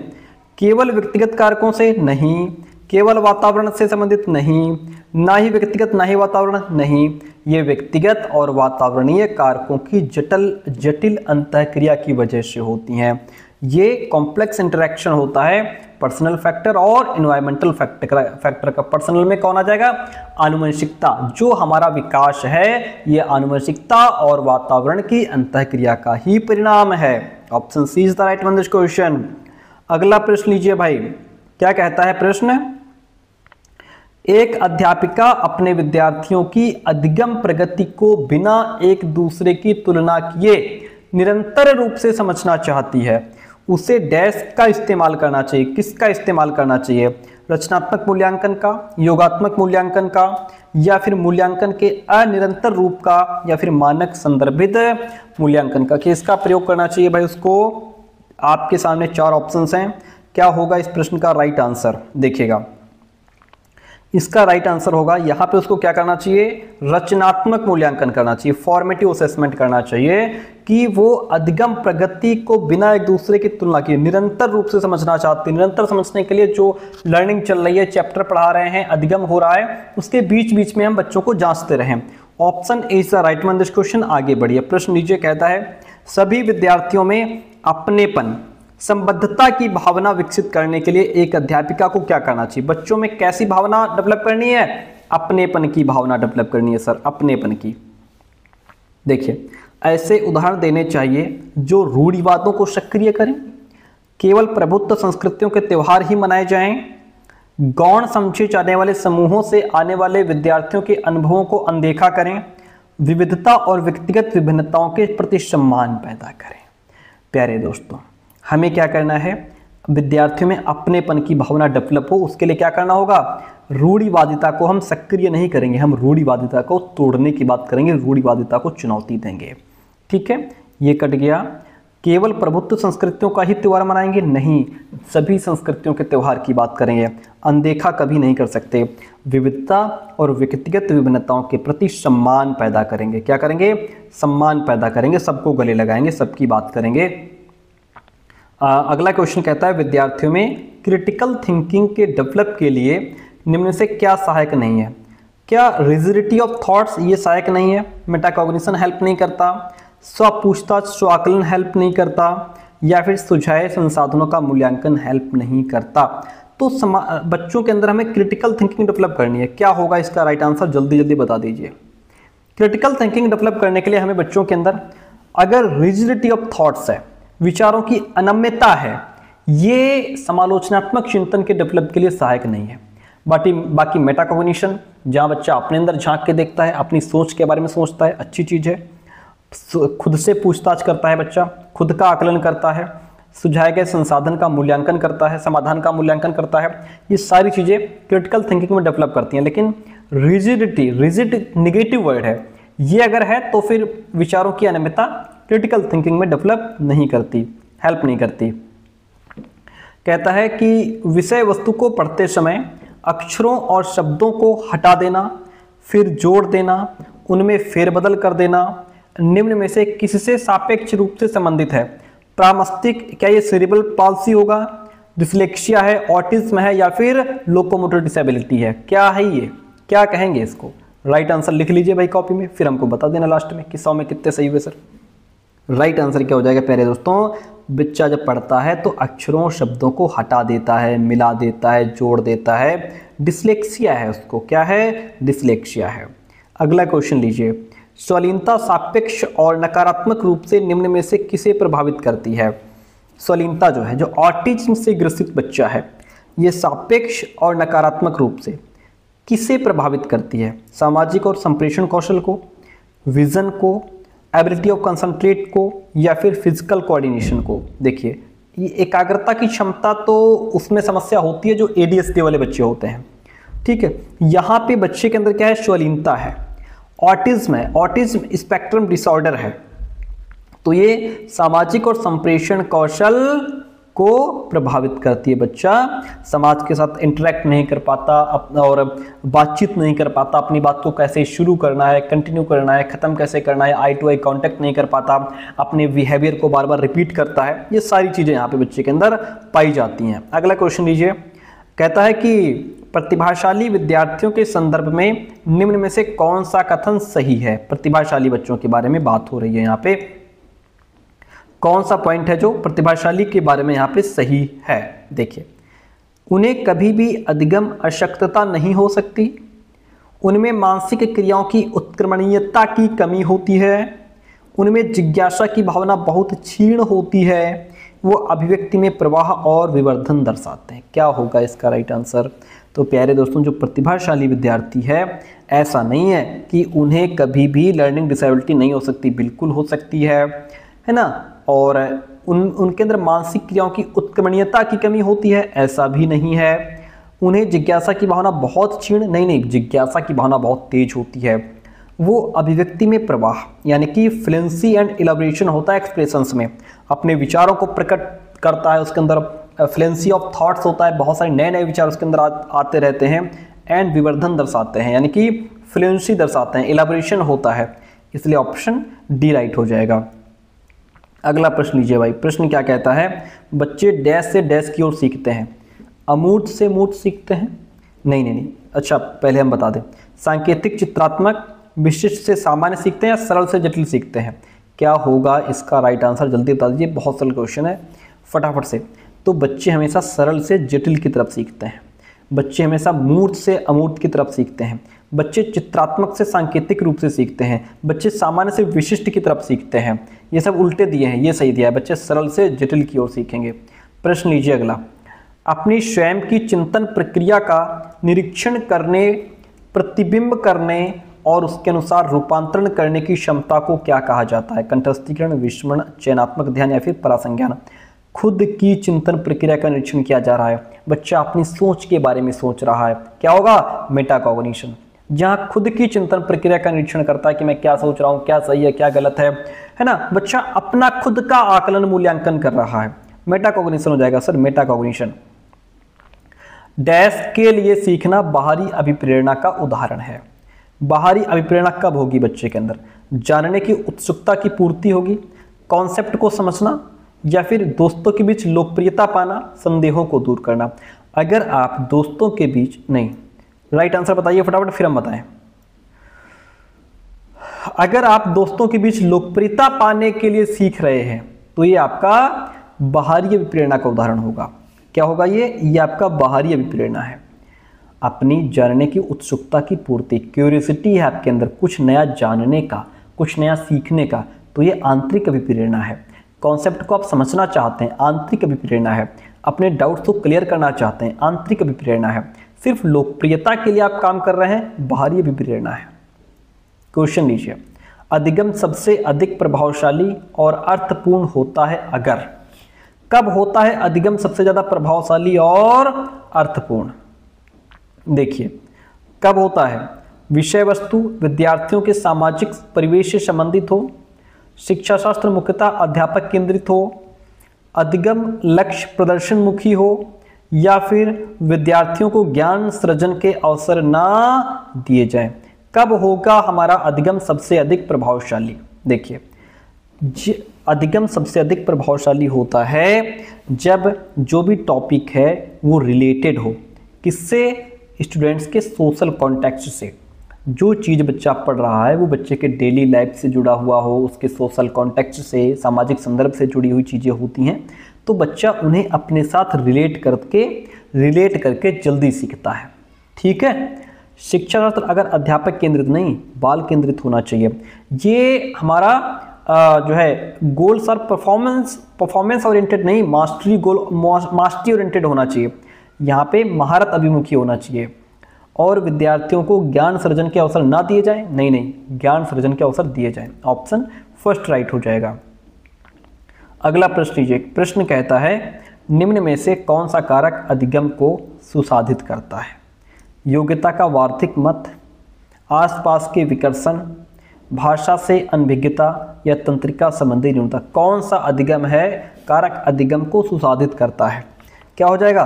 योग्यता का वार्षिक मत, यानी कि इंक्रीमेंटल व्यू ऑफ एबिलिटी, यानी कि योग्यता को बढ़ाया जा सकता है, प्रयास करके बढ़ाया जा सकता है, सीख करके उसको बढ़ाया जा सकता है। योग्यता का वार्षिक मत, ठीक है, योग्यता को बढ़ाया जा सकता है, इससे अधिगम इम्प्रूव होता है बच्चे का। ओके, ऑप्शन ए राइट हो गया। अगले आगे बढ़ते हैं। क्वेश्चन है हमारा, क्या कहता है? 67 नंबर क्वेश्चन आपसे कहता है बहुत छोटे बच्चों के सामाजिकरण के संदर्भ में कौन सा कथन सही है? बहुत छोटे बच्चे हैं। विद्यालय सामाजिकरण की प्राथमिक संस्था है, परिवार सामाजिकरण की प्राथमिक संस्था है, सहपाठी समूह सामाजिकरण की प्राथमिक संस्था है, या फिर मुद्रक संचार सामाजिकरण की प्राथमिक संस्था है? क्या होगा इसका राइट आंसर? जल्दी जल्दी लिख के बता दीजिए हमको। तो बहुत छोटे बच्चों के लिए सामाजिकरण की जो प्राथमिक संस्था है वो उसका अपना परिवार होता है अपना परिवार होता है, माता पिता होते हैं, जहाँ से वो समाज के नियम कायदे कानून सीखता है। परिवार सामाजिकरण की प्राथमिक संस्था है। अगला प्रश्न लीजिए, कहता है, क्या कहता है? कंकड़ों से खेलते हुए एक बच्चा यह खोजता है कि दो कंकड़ों के दो समूह मिलकर चार कंकड़ों का एक समूह बनाते हैं। दो कंकड़ों के दो समूह हैं और चार कंकड़ मिल गए तो चार कंकड़ों का एक समूह बनाते हैं। बच्चे के द्वारा किया गया ये अनुभव क्या दिखा रहा है? बच्चे के द्वारा किया गया ये अनुभव कंजर्वेशन का गुण दिखाता है, संरक्षण का गुण दिखाता है। किसका गुण दिखाता है? संरक्षण का गुण दिखाता है, क्योंकि कॉन्सेप्ट ऑफ कंजर्वेशन क्या कहता है? कॉन्सेप्ट ऑफ कंजर्वेशन कहता है कि मिट्टी का आकार बदल सकता है लेकिन उसका आयतन नहीं बदलता, या फिर बर्तन बदल सकते हैं पर उसमें जल की मात्रा उतनी ही रहेगी। ये होता है concept of conservation. Option A is the right one this question. Vygotsky के सिद्धांत के अनुसार एक अध्यापिका को क्या करना चाहिए? संकेत और इशारे देकर विद्यार्थियों को उपयुक्त पाठ प्रदान करनी चाहिए, या विद्यार्थियों के बीच सहभागिता और चर्चाओं पर प्रतिबंध लगा देना चाहिए, या फिर विद्यार्थियों की अधिगम प्रक्रिया में वयस्कों के पूर्ण हस्तक्षेप की प्रणाली अपनानी चाहिए, या फिर विद्यार्थियों के व्यवहार को अनुकूलित करने के लिए बारंबार नकारात्मक पुनर्बलन देना चाहिए। ये 4 ऑप्शन आपके सामने हैं। क्या होगा इसका राइट आंसर, आप जल्दी जल्दी नोट कर लीजिए। तो लेवागोस्की के अकॉर्डिंग एक अध्यापिका को संकेत और इशारे दे करके विद्यार्थियों को उपयुक्त पाठ प्रदान करनी चाहिए, बच्चों को टेम्पररी हेल्प प्रदान करनी चाहिए। बच्चा किसी क्वेश्चन में फंसा पड़ा है, प्रॉब्लम में फंसा है, तो उस क्वेश्चन का टीचर हिंट दे सकती है कि इसमें ये फॉर्मूला लगेगा, इस फॉर्मूला के बाद ये थ्योरी अप्लाई करना और ये सवाल ऐसे लग जाएगा। टीचर ने इशारा किया, बच्चा समझ गया और उसने सवाल लगा लिया। वेरी गुड, वाइगोस्की का पॉइंट है ये। अगला प्रश्न लीजिए, कहता है एक प्रगतिशील कक्षा में निम्न में से किसे प्रधानता देती है? एक प्रोग्रेसिव एजुकेशन अध्यापिका द्वारा चयनित पढ़ाने के तरीके को बढ़ावा देती है, पाठ्यक्रम को पूरा करने को, परीक्षा केंद्रित शिक्षा शास्त्र को, या फिर विद्यार्थियों के मत और अनुभव को। तो जो प्रोग्रेसिव एजुकेशन है वो ये नहीं कि बस जो टीचर ने अपना स्टाइल ऑफ टीचिंग जो चुन लिया, पढ़ाने की शैली जो मेथड टेक्निक चुन ली, बस वही ठीक है। नहीं, बच्चे के हिसाब से पढ़ाओ, अपने आप थोड़ा चुनोगे। पाठ्यक्रम को पूरा करने पर जोर नहीं है, एग्जाम सेंटर्ड पेडागोजी नहीं, चाइल्ड सेंटर्ड होनी चाहिए। ठीक है, विद्यार्थी के मत और अनुभव को यहाँ पे महत्व दिया जाता है। विद्यार्थी का जो भी ओपिनियन है, जो उसका एक्सपीरियंस है, उसको इम्पॉर्टेंस दिया जाएगा। यहाँ पे आगे बढ़ते हैं। क्वेश्चन नंबर 71 क्या है आपके सामने, कहता है हार्वर्ड गार्डनर के बुद्धि संकल्पना के अनुसार निम्न में से कौन सा कथन सही है? हार्वर्ड गार्डनर की बात हो रही है। हार्वर्ड गार्डनर के अनुसार जो बुद्धि का कॉन्सेप्ट है उसकी बात हो रही है। देखिए, बुद्धि लब्धि किसी व्यक्ति के भविष्य में सफल होने की संभावना का सटीक अनुमान है, या बुद्धि वातावरणीय कारकों द्वारा प्रभावित नहीं होती है। व्यक्तियों में विभिन्न प्रकार की बुद्धियों के विभिन्न स्तर पाए जाते हैं। बुद्धि के सामूहिक परीक्षण विद्यार्थियों के बुद्धि स्तर मापने का सर्वोत्तम जरिया है। क्या है हार्वर्ड गार्डनर के अनुसार इसमें राइट आंसर? फटाफट बता दीजिए, वीडियो पॉज कर लीजिए, राइट आंसर लिख लीजिए। हम बताते हैं। हार्वर्ड गार्डनर का जो बुद्धि का कॉन्सेप्ट है, इसके हिसाब से व्यक्तियों में विभिन्न प्रकार की बुद्धियों के विभिन्न स्तर पाए जाते हैं। व्यक्ति में अलग अलग प्रकार की बुद्धि होती है, सांगीतिक बुद्धि होती है, भाषाई बुद्धि होती है, और बॉडली काइनेस्थेटिक इंटेलिजेंस होती है ना। तो अलग अलग प्रकार की बुद्धि पाई जाती है। ऑप्शन सी यहाँ पे राइट हो जाएगा। हम बढ़ेंगे नेक्स्ट प्रश्न की तरफ। 72 नंबर क्वेश्चन आपके सामने। 72 नंबर क्वेश्चन कहता है कि समकालीन सिद्धांतों के अनुसार, यानी कि जो आजकल के सिद्धांत हैं, किस प्रकार का कक्षा माहौल संज्ञान को सुसाधित करता है? आजकल के सिद्धांत कहते हैं प्रिंट रिच इन्वायरमेंट होना चाहिए, या भयमुक्त और धमकी भरा होना चाहिए, अगम्य और बहिष्कारी होना चाहिए, या उपदेशात्मक और पाठ्यपुस्तक केंद्रित होना चाहिए। आजकल का जो क्लास होना चाहिए वो प्रिंट रिच इन्वायरमेंट होना चाहिए और संसाधन परिपूर्ण होना चाहिए। उसमें आपका प्रिंट रिच मैंने आपको दिखाया ही था कि कैसा होता है। उसमें चीज़ों को प्रिंट करके लगा दिया जाता है। जनवरी फरवरी है तो उसको प्रिंट करके लगा दिया गया, बच्चा खाली बैठा तब भी उसको देख रहा है। 100 तक गिनती लिख करके एक चार्ट पेपर पर उसको लिख दिया, उसको टांग दिया गया, है ना। तो संसाधन पूर्ण होना चाहिए। Option A is the right one. 73 number question लीजिए। जेंडर क्या है? सामाजिक संरचनाओं के द्वारा निर्मित होता है, पूरी तरह वंशागत कारकों द्वारा निर्धारित होता है, आनुवंशिक लक्षणों द्वारा पूर्व निर्धारित होता है, एक जन्मजात प्रवृत्ति है। जेंडर मैंने आपको बताया कि जो जेंडर है यह सामाजिक संरचनाओं के द्वारा निर्मित होता है, जिसमें समाज जो है वो महिला और पुरुष के रोल को बताता है ना, कि महिलाओं को क्या रोल अदा करना है। जहाँ पे हमारे रोल निर्धारित होते हैं, हमारी भूमिकाएं निर्धारित होती हैं, ये लड़कियों की भूमिका है, लड़कों की भूमिका ये है ना। ये सामाजिक संरचनाओं के द्वारा निर्मित होता है। अगर यहाँ पे लिंग लिखा होता या सेक्स लिखा होता, वो हमारा बायोलॉजिकल होता, वो जैविक संरचना के द्वारा निर्मित होता, लेकिन जेंडर हमारा सामाजिक संरचना के द्वारा निर्मित है। ओके, 74 नंबर क्वेश्चन लीजिए भाई, क्या कहता है क्वेश्चन देखिए। जीन पियाजे के सिद्धांत में किसी वस्तु के सामने न होने की स्थिति में, यानी कि जो चीज़ है, कोई वस्तु सामने नहीं है, चिन्हों द्वारा उसे दर्शाकर काम करने की योग्यता क्या कहलाती है? समावेशन, लाक्षणिक प्रकार्यता, प्रतिवर्ती सोच, या फिर कंजर्वेशन कहा जाता है। 4 ऑप्शन है, क्या राइट होगा बताइए। देखिए, इसको कहते हैं सिमेटिक फंक्शन, इसको सिंबॉलिक थॉट भी कहते हैं, सिमेटिक फंक्शन भी कहते हैं। जहाँ कोई चीज़ सामने नहीं है लेकिन बालक उसको दर्शा रहा है शब्दों के माध्यम से, चित्र के माध्यम से, या संकेत के माध्यम से। और ये जो सोच होती है बच्चे के अंदर 2 से 7 वर्ष की उम्र में आती है। जैसे बालक के पास मोबाइल नहीं है लेकिन वो कोई चीज़ उठा करके कान में लगा करके उसको हेलो हेलो बोलना शुरू किया, यानी कि मोबाइल नहीं है लेकिन वो मोबाइल का सिंबल है, उसने उस वस्तु को बना लिया। कोई छोटा बॉक्स हो सकता है, जैसे ज्योमेट्री बॉक्स हो गया है ना, या कोई इस तरीके की चीज़ उसको बच्चा कान में लगा करके हेलो हेलो बोल रहा है, ठीक है। या अपने फ़ोन को गाड़ी समझ करके चला रहा है, डंडे को तलवार मान करके चला रहा है, इसको सेमियोटिक फंक्शन कहते हैं, ठीक है। क्वेश्चन नंबर 75 है आपके सामने। क्वेश्चन कहता है निम्न में से कौन सा अवधान न्यूनता अतिक्रियाशीलता विकार का प्रारूपिक लक्षण है, यानी कि ADHD का क्या लक्षण है। लंबी अवधि के लिए केंद्रित रहना, धीमा क्रियाशीलता स्तर, आवेगशीलता या कार्य व्यवस्था के उच्च स्तर। बहुत इंपॉर्टेंट, बहुत बेहतरीन क्वेश्चन है, मज़ेदार क्वेश्चन। राइट आंसर बताइए आप। चलिए, तो जो बच्चा ADHD से ग्रसित होता है उसके अंदर आवेगशीलता होती है। आवेगशीलता का मतलब होता है बिना सोचे समझे काम करना, तुरंत रिस्पॉन्स देना, किसी काम के बारे में ज़्यादा सोचता नहीं, बस सीधा डायरेक्ट आंसर, है ना। बिना सोचे समझे कोई भी काम करना, चाहे इसका रिजल्ट फिर कुछ भी निकले।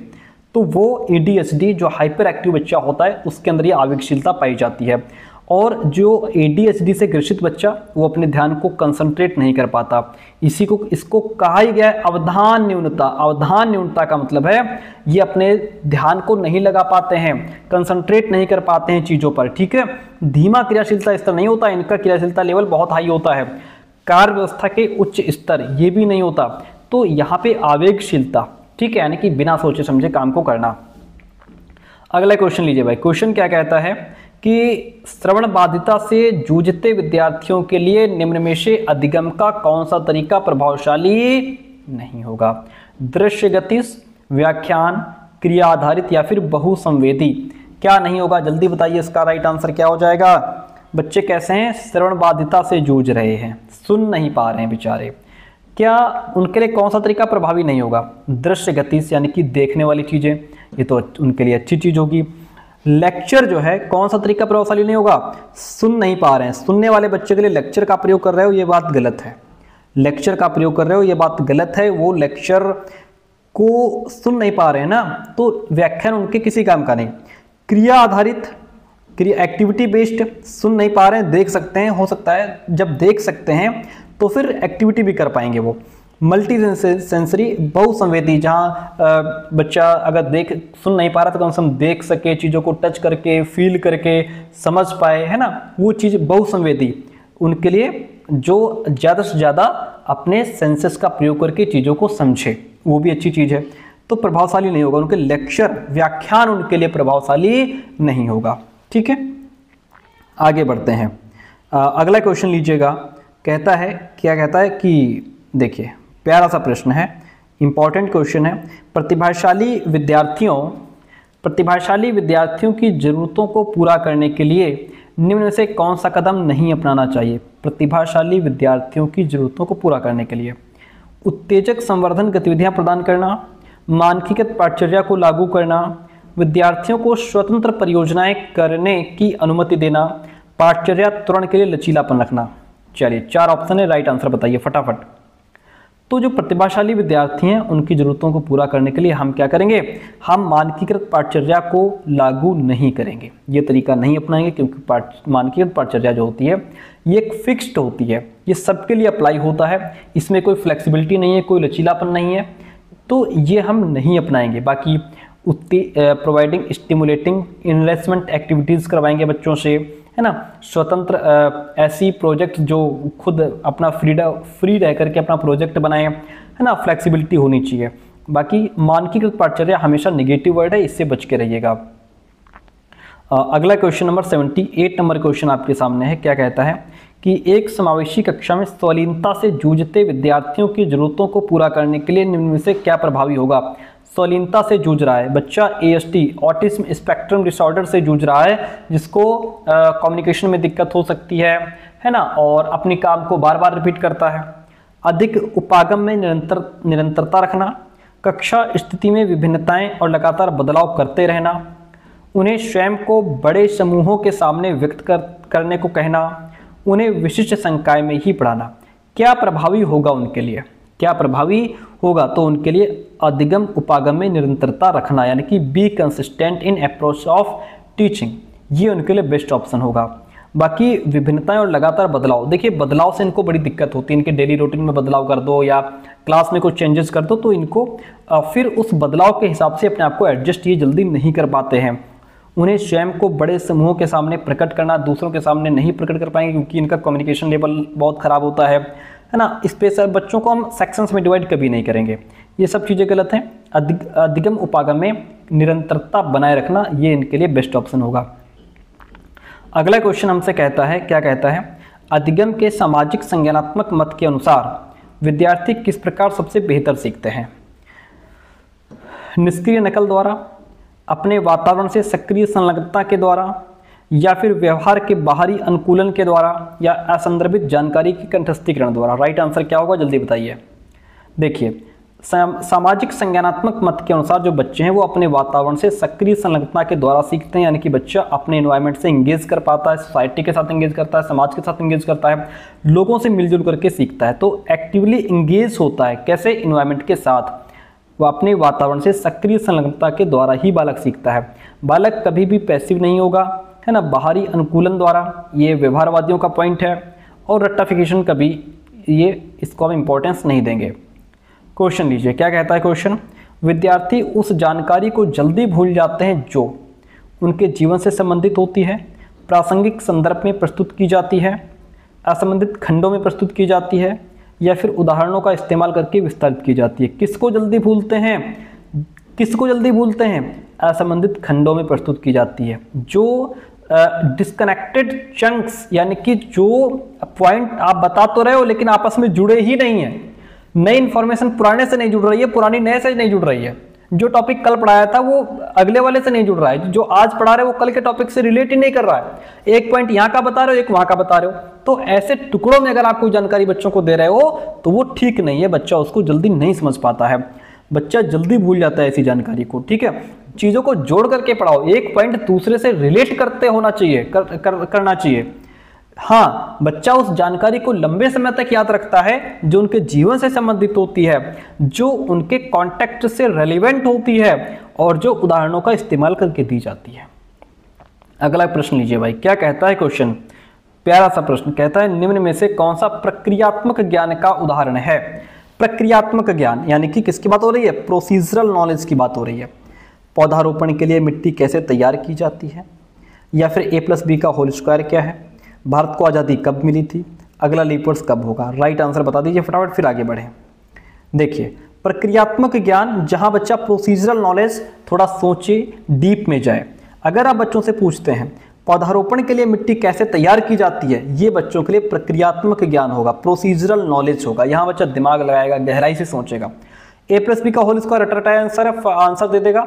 भारत को आज़ादी कब मिली, एक फिक्स्ड आंसर है इसका। लीप वर्ष कब होगा, फिक्स्ड आंसर है, इसमें सोचने समझने की आवश्यकता ही नहीं पड़ेगी। कहाँ बच्चा सोचेगा समझेगा गहराई से, यहाँ सोचेगा। Option A is the right one. चलिए अगला प्रश्न कहता है, क्या कहता है प्रश्न देखिएगा, कि अधिगम को सुसाधित करने के लिए एक अध्यापक को क्या करना चाहिए भाई? विषय वस्तु को विद्यार्थियों के सामाजिक संदर्भ से अलग रखना चाहिए, या कॉन्सेप्ट मानचित्रण के इस्तेमाल को हतोत्साहित करना चाहिए, विद्यार्थियों में उच्च स्तरीय कंपटीशन को बढ़ाना चाहिए, या विद्यार्थियों को ज्ञान सर्जन के अवसर प्रदान करने चाहिए? राइट आंसर बता दीजिए, फिर हम बताएं। चलिए हम बताते हैं। अधिगम को सुसाधित करने के लिए, लर्निंग को इम्प्रूवमेंट करने के लिए विद्यार्थियों को ज्ञान निर्माण के अवसर देने चाहिए। बच्चा लर्न करे, कैसे? बाय डूइंग, करके सीखे। बच्चा ज्ञान का निर्माण खुद करे, प्रोजेक्ट के माध्यम से करे ज्ञान का निर्माण, क्योंकि बच्चा ज्ञान का सक्रिय निर्माता है। ठीक है, option D is the right one this question. अगला प्रश्न लीजिए, क्या कहता है? प्रश्न कहता है, आपकी कक्षा में कुछ विद्यार्थी दिए गए सवाल को हल करने में दिक्कत महसूस कर रहे हैं, तो आप क्या करेंगे?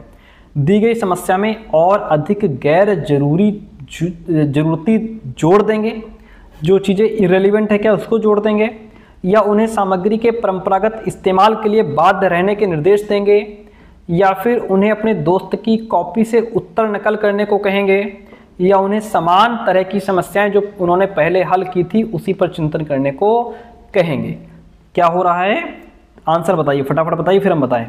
आपकी कक्षा में कुछ विद्यार्थी दिए गए सवाल को हल करने में दिक्कत महसूस कर रहे हैं, तो आप क्या करेंगे, उन्हें समान तरह की समस्याएं, जो उस तरह की प्रॉब्लम उन्होंने पहले हल की थी, फेस की थी, उसी तरह की समस्या है, तो आप कहेंगे कि इसी तरीके का सवाल तुमने पहले भी लगाया है, जो परसों हमने सवाल लगवाया था वो इसी तरीके का सवाल था, जाओ जरा पहले उस क्वेश्चन पर एक नज़र डालो। तो आप क्या कहेंगे, उन्हें पहले हल की थी उस पर चिंतन करने को कहेंगे। जो सवाल आज हमने तुम्हें दिया है बच्चे इसको हल कर नहीं पा रहे हैं, ठीक है, तो हम क्या कहेंगे कि ऐसा ही सवाल हमने तुमको परसों करवाया था, कल करवाया था, 2 दिन पहले करवाया था, जाओ जरा उस क्वेश्चन को पहले समझो, फिर इस क्वेश्चन को देखो, हल हो जाएगा। बच्चे जाते हैं, अपना 2 दिन पहले का क्वेश्चन उठा के देखते हैं, उसको समझते हैं, फिर आंसर बच्चों से हल हो जाता है। तो बच्चों ने यहाँ से हेल्प ले ली, है ना, ये अच्छी चीज़ है। इसीलिए तो हमको किताब जो मैथ्स की किताब होती थी, कितने सारे उदाहरण दिए होते थे, टीचर हमसे कहते थे जाओ इसके उदाहरण लगा करके लाना, तो ये काम हमें करना होगा। ऑप्शन डी राइट हो जाएगा। अगला प्रश्न, विद्यार्थी सीखने के लिए आंतरिक रूप से अधिक अभिप्रेरित होंगे अगर वो डैश के भाव को महसूस करें, निराशा, शर्म, खुशी या कुंठा।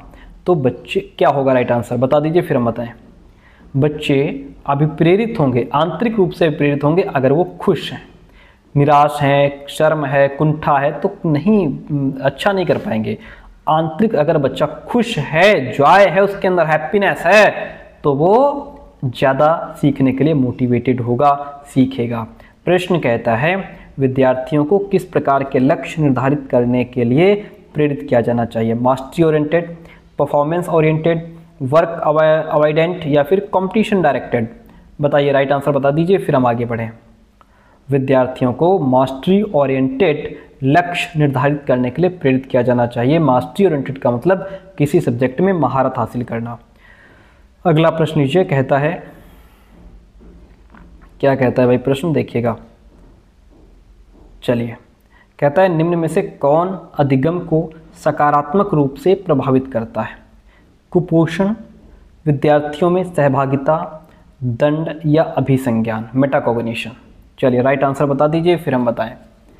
तो विद्यार्थियों अधिगम को सकारात्मक रूप से प्रभावित कौन करता है, कुपोषण नहीं। हाँ, अगर बच्चे कोलैबोरेशन के माध्यम से, विद्यार्थियों में सहभागिता है, एक दूसरे से सीख रहे हैं, पढ़ रहे हैं, तो ये अच्छी चीज़ है, ये अधिगम को बढ़ाती है ना। दंड नहीं बढ़ाता, मेटाकॉग्निशन बढ़ाता है, जहाँ बच्चा अपनी सोच के बारे में सोचता है, प्लानिंग के बारे में सोचता है ना। तो इसमें ऑप्शन सेकंड और फोर्थ राइट हो जाएगा। क्या हो जाएगा ऑप्शन इसमें सेकंड और फोर्थ वाला कहाँ है, एक तो ये राइट है, दूसरा ये राइट है। सेकंड फोर्थ वाला ऑप्शन कहाँ है भाई, ये रहा, ये सेकंड फोर्थ वाला ऑप्शन डी राइट हो जाएगा। प्रश्न नीचे अगला कहता है विद्यार्थी ज्ञान निर्माण प्रक्रिया में डैश भूमिका निभाते हैं। विद्यार्थी ज्ञान निर्माण की प्रक्रिया में सक्रिय, निष्क्रिय, अधीन या नगण्य भूमिका निभाते हैं।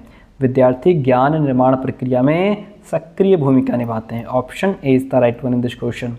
आगे बढ़ जाइए, कहता है निम्न में से कौन सा घटक सामाजिक सांस्कृतिक घटकों की श्रेणी में आता है जो विकास को प्रभावित करता है। सामाजिक सांस्कृतिक घटक क्या है, स्कूली माहौल, तंत्रिका संबंधी विकार, जैविक प्रवृत्तियाँ या फिर आनुवंशिक बनावट क्या है। तो इसमें आपका जो स्कूली माहौल है ये सामाजिक सांस्कृतिक घटकों की श्रेणी में आता है। बाकी तंत्रिका संबंधी विकार हो गया, बायोलॉजिकल डिपोजिशंस हो गया, जेनेटिक मेकअप हो गया, ये सारे व्यक्तिगत हैं।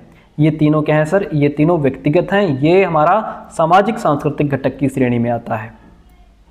अगला प्रश्न लीजिए, कहता है कि जीन पियाजे के संज्ञानात्मक विकास के सिद्धांत के अनुसार एक अध्यापक 7 से 11 वर्ष की अवस्था, 7 से 11 साल का बच्चा है जो कि हमारा कॉन्क्रीट ऑपरेशनल स्टेज में आता है, इसकी अवस्था वाले विद्यार्थियों को स्वतंत्र रूप से काम करने के लिए ऐसा कार्य देती है जिसमें डैश की आवश्यकता है।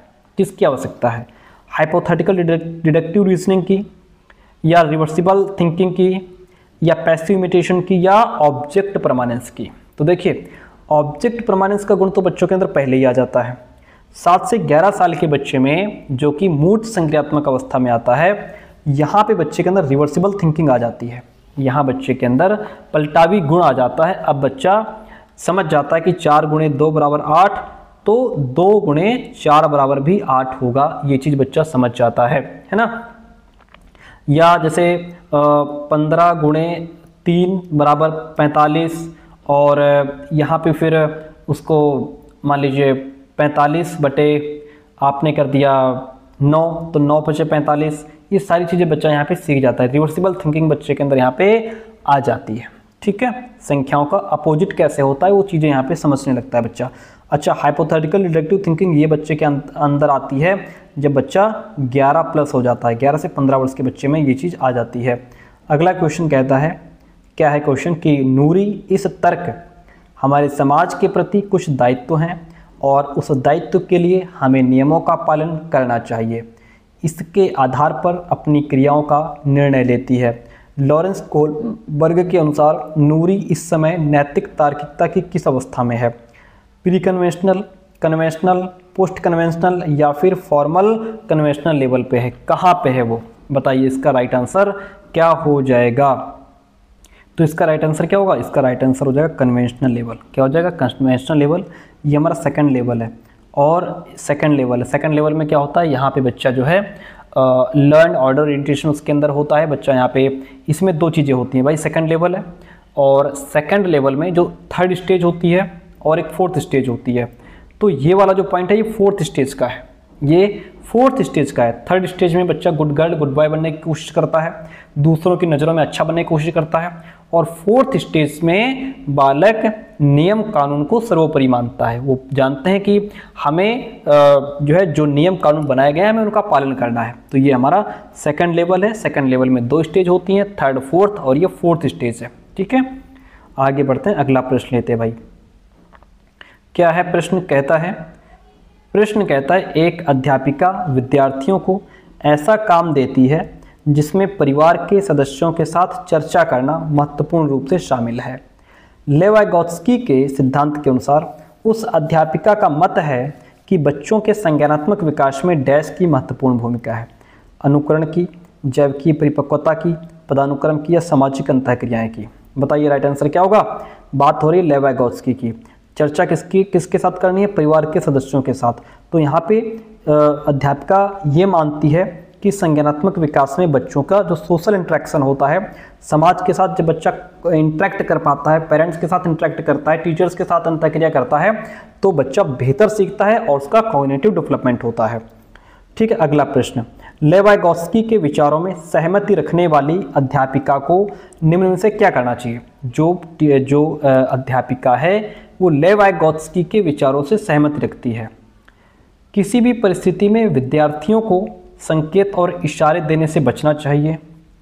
किसी समस्या पर काम करते हुए अपने विचारों के मौखिकीकरण करने पर विद्यार्थियों को हतोत्साहित करना चाहिए, या विद्यार्थियों के बीच चर्चा और वैचारिक बहस को बढ़ावा देना चाहिए, या अधिगम को विद्यार्थियों के सामाजिक संस्कृति प्रवेश से अलग देखना चाहिए?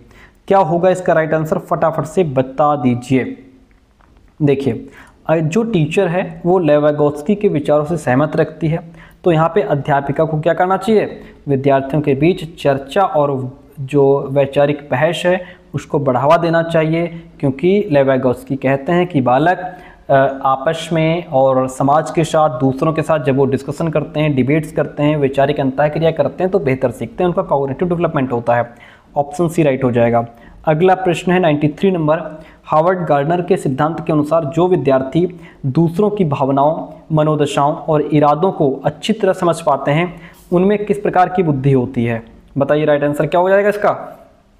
ये हो जाएगा इंटरपर्सनल, क्योंकि इंटर मतलब जो दूसरों की इच्छाओं भावनाओं को समझे, और जो अपनी इच्छाओं भावनाओं को समझे उसको इंट्रापर्सनल कहते हैं। अब जो व्यक्ति अपनी इच्छाओं, भावनाओं, दशाओं को समझता है उसको इंट्रापर्सनल कहते हैं, और दूसरों की भावनाओं, मनोदशाओं, इरादों को अच्छी तरह समझते हैं उसको इंटरपर्सनल कहते हैं। प्रश्न लीजिए अगला। लेवाइगोत्स्की के विचारों के अनुसार निम्न में से कौन सा कथन भाषा और संज्ञान के बीच के संबंध को सही रूप में दिखा रहा है? भाषा की विचारों के स्वनियमन में कोई भूमिका नहीं है। बच्चों की स्वनिर्देशित बातें उनकी आत्मकेंद्रियता को दर्शाती हैं, या फिर बच्चों के निजी वाक उनकी मौखिक सोच के आंतरिक स्तर को दर्शाती है, या विचारों का मौखिकरण बच्चों के समस्या समाधान कौशल में बाधक बनता है? क्या होगा इसका राइट आंसर? सारे ऑप्शंस मैं आपके सामने ला देता हूं। सारे ऑप्शंस आपके सामने, बताइए क्या होगा इसका राइट आंसर। तो भाषा और संज्ञान के बीच सही संबंध क्या है कि बच्चों की जो प्राइवेट स्पीच होती है उनकी मौखिक सोच के आंतरिक स्तर को दर्शाती है, यानी कि जब बच्चा बोल बोल करके कोई काम कर रहा होता है तो ये भाषा हो गई, बोल बोल करके कोई काम कर रहा है ये भाषा हो गई, उससे पता लगता है कि इसके दिमाग में क्या चल रहा है, क्या विचार चल रहे हैं, ये संज्ञान हो गया।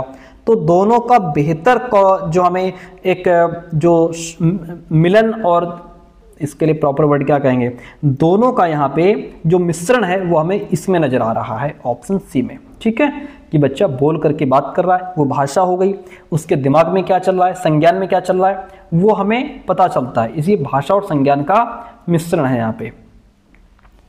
अगला प्रश्न देखिएगा, कहता है एक कक्षा में विद्यार्थियों के सामाजिक सांस्कृतिक संदर्भों के परिप्रेक्ष्य में डाइवर्सिटी क्या है। देखिए, डाइवर्सिटी को विद्यार्थियों को उनकी संदर्भों के आधार पर समूहों में बांटकर बहिर्वेशन करने के लिए इस्तेमाल करना चाहिए, या फिर विविधता को अनदेखा करना चाहिए और मानकीकृत पाठचर्या का क्रियान्वयन करना चाहिए। विविधता को एक गुण के रूप में लेना चाहिए और अवधारणाओं की शिक्षण में इस्तेमाल किया जाना चाहिए। को विद्यार्थियों का नामीकरण और रूढ़िबद्ध धारणाओं को पुख्ता करने के लिए इस्तेमाल करना चाहिए। तो एक कक्षा में विद्यार्थियों के सामाजिक सांस्कृतिक जो संदर्भ है, अलग अलग बच्चे अलग समाज से आए हैं, उनकी संस्कृति अलग है, भाषा अलग है, पहनावा अलग है, रीति रिवाज अलग है ना, हिंदू भी है, मुस्लिम भी है, सिख भी है, ईसाई भी है, सभी तरह के बच्चे आपकी क्लास में, तो उसको क्या करना चाहिए, वहाँ पे विविधता जो डाइवर्सिटी है उसको एक गुण के रूप में लेना चाहिए कि एक अच्छी चीज है ना। सिख बच्चे हिंदू धर्म की को समझेंगे, हिंदू वाले सिख की भाषा को समझेंगे, तो एक गुण हो गया, बच्चों के लिए एक प्लस पॉइंट हो जाना चाहिए, इस रूप में लेना चाहिए। अवधारणाओं के शिक्षण में इस्तेमाल भी इस चीज को किया जाना चाहिए। आपकी क्लास में हिंदू, मुस्लिम, सिख, ईसाई सारे बच्चे बैठे हैं और कोई त्योहार का कॉन्सेप्ट आ गया तो आप सभी के त्योहारों को इंक्लूड करके पढ़ाइए, बच्चों को बेहतर सीखेंगे, है ना, मजा आएगा सबको, एक दूसरे के त्योहारों के बारे में इसी बहाने जानने को मिलेगा। विद्यार्थियों में समालोचनात्मक चिंतन को बढ़ावा देने के लिए अध्यापक को डैश, जिनमें डैश शामिल है, प्रस्तुत करने चाहिए। खुले अंत वाले प्रश्न और अपसारी चिंतन होना चाहिए, बंद अंत वाले प्रश्न और अभिसारी चिंतन होना चाहिए, वास्तविक जीवन संदर्भ की चुनौतियां और अभिसारी चिंतन होना चाहिए। तीन ही ऑप्शन है, सी, ठीक है। अब इसमें राइट आंसर क्या हो जाएगा आपका, देखिए, बच्चों के अंदर क्रिटिकल थिंकिंग डेवलप करनी है तो आप बच्चों से ओपन एंडेड क्वेश्चंस पूछिए, अंत वाले यानी मुक्त उत्तर प्रश्न पूछिए, ऐसे क्वेश्चंस जो जिनका कोई राइट आंसर फिक्स नहीं है। जैसे हमने बच्चों से पूछ लिया, अगर तुम उड़ लेते तो तुम क्या क्या करते, अगर तुम्हें उड़ने की शक्ति मिल जाए तो तुम क्या करोगे, तो बच्चा इसका कोई राइट आंसर नहीं दे देगा कि हाँ हम उड़ जाएंगे तो ये कर लेंगे, नहीं, बच्चा इसमें सोचेगा, गहराई से सोचेगा, अलग अलग तरह के आंसर देगा, है ना, और हर बच्चा अलग आंसर देगा इसका, और बच्चों के अंदर डाइवर्जेंट थिंकिंग डेवलप करनी चाहिए। Option A is the right one in this question. आगे बढ़ते हैं भाई, आज का 97 नंबर क्वेश्चन लीजिए। रचनात्मक आकलन किस प्रकार किया जाना चाहिए, मानकीकृत परीक्षणों के समूहों का उपयोग करके, एक विशेष शिक्षक द्वारा न कि एक सामान्य शिक्षक द्वारा, नियमित रूप से विद्यार्थियों में सहयोग के साथ, या केवल सत्र शुरुआत और अंत में ही करना चाहिए। क्या होगा राइट आंसर, नियमित रूप से विद्यार्थियों में सहयोग के साथ करना चाहिए। रचनात्मक आकलन नियमित रूप से किया जाना चाहिए। ठीक है, 98 नंबर क्वेश्चन लीजिए, क्या कहता है 98 नंबर क्वेश्चन। समावेशी शिक्षा के अनुसार सभी विद्यार्थी अपनी सर्वोत्तम क्षमताओं को प्राप्त कर सकें, यह सुनिश्चित करने के लिए किन सिद्धांतों का पालन करना चाहिए, समता का, समानता का, पक्षपात का, या फिर पृथक्करण का। समावेशी शिक्षा के अनुसार सभी विद्यार्थी अपनी सर्वोत्तम क्षमता को प्राप्त कर सकें, उसके लिए हमें सभी के लिए समता, क्या, समता सिद्धांतों का पालन करना चाहिए जिसमें सभी को समान अवसर मिल सके। ठीक है, 99 नंबर क्वेश्चन लीजिए भाई, कहता है dyspraxia is directly related to difficulties in, यानी कि गति समन्वय वैकल्य प्रत्यक्ष रूप से किन कठिनाइयों से रिलेटेड है, पाठ विषय वस्तु पढ़ने से, या फैक्ट को याद करने से, या physical coordination of body parts, या फिर मैनिपुलेशन ऑफ नंबर्स, अंकों के प्रकलन से, किससे संबंधित आता है। सेकंड लास्ट क्वेश्चन, ये हमारा डिस्प्रैक्सिया जो है शारीरिक अंगों के समन्वय से, यानी कि जो हमारी फिजिकल जो हमारे बॉडी पार्ट्स हैं उनमें प्रॉपर तरीके से बच्चा कोऑर्डिनेशन नहीं कर पाता है। ठीक है, ऑप्शन सी राइट हो गया। आज का शायद सेकंड लास्ट क्वेश्चन है क्योंकि 101 क्वेश्चन है इसमें। और हाँ, 101 में से आपके कितने सही हुए ये आप जरूर बताएंगे, इसीलिए हमने इतना स्लो पढ़ाया है इसको। रचनात्मक बच्चों की एक पहचान विशेषता ये है कि वो मानदंडों के अनुरूप ही काम करते हैं, वे दूसरे की नकल करना पसंद करते हैं, वे स्वतंत्र रूप से सोचते हैं, उनकी ध्यान अवधि कम होती है। तो रचनात्मक बच्चों की एक पहचान विशेषता ये है कि क्या करते हैं वो स्वतंत्र रूप से सोचते हैं। कैसे स्वतंत्र रूप से सोचते हैं? ऑप्शन सी राइट हो गया। अगला प्रश्न लीजिए भाई। चलिए देखिए क्वेश्चन, बच्चों के सम्मुख विचार बिंदु प्रस्तुत करते समय सही क्रम डैश से डैश की ओर होना चाहिए। क्या होना चाहिए? जटिल से सरल होना चाहिए, सामान्य से विशिष्ट होना चाहिए, अमूर्त से मूर्त होना चाहिए, या फिर सांकेतिक से अनुप्रतीकात्मक होना चाहिए। तो बच्चों क्या होगा इसका राइट आंसर? बच्चों के सम्मुख विचार बिंदु प्रस्तुत करते समय सही क्रम जो है वह क्या होना चाहिए? वह हमारा सामान्य से विशिष्ट की तरफ होना चाहिए। क्या होना चाहिए? सामान्य से विशिष्ट। Option B is the right one in this question.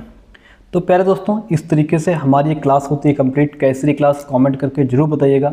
And thank you so much. मिलते हैं बहुत जल्दी नेक्स्ट क्लास में। और हाँ, आपके इन 101 क्वेश्चन में से कितने राइट हुए ये आप जरूर बताएंगे। ठीक है, चलिए, थैंक यू।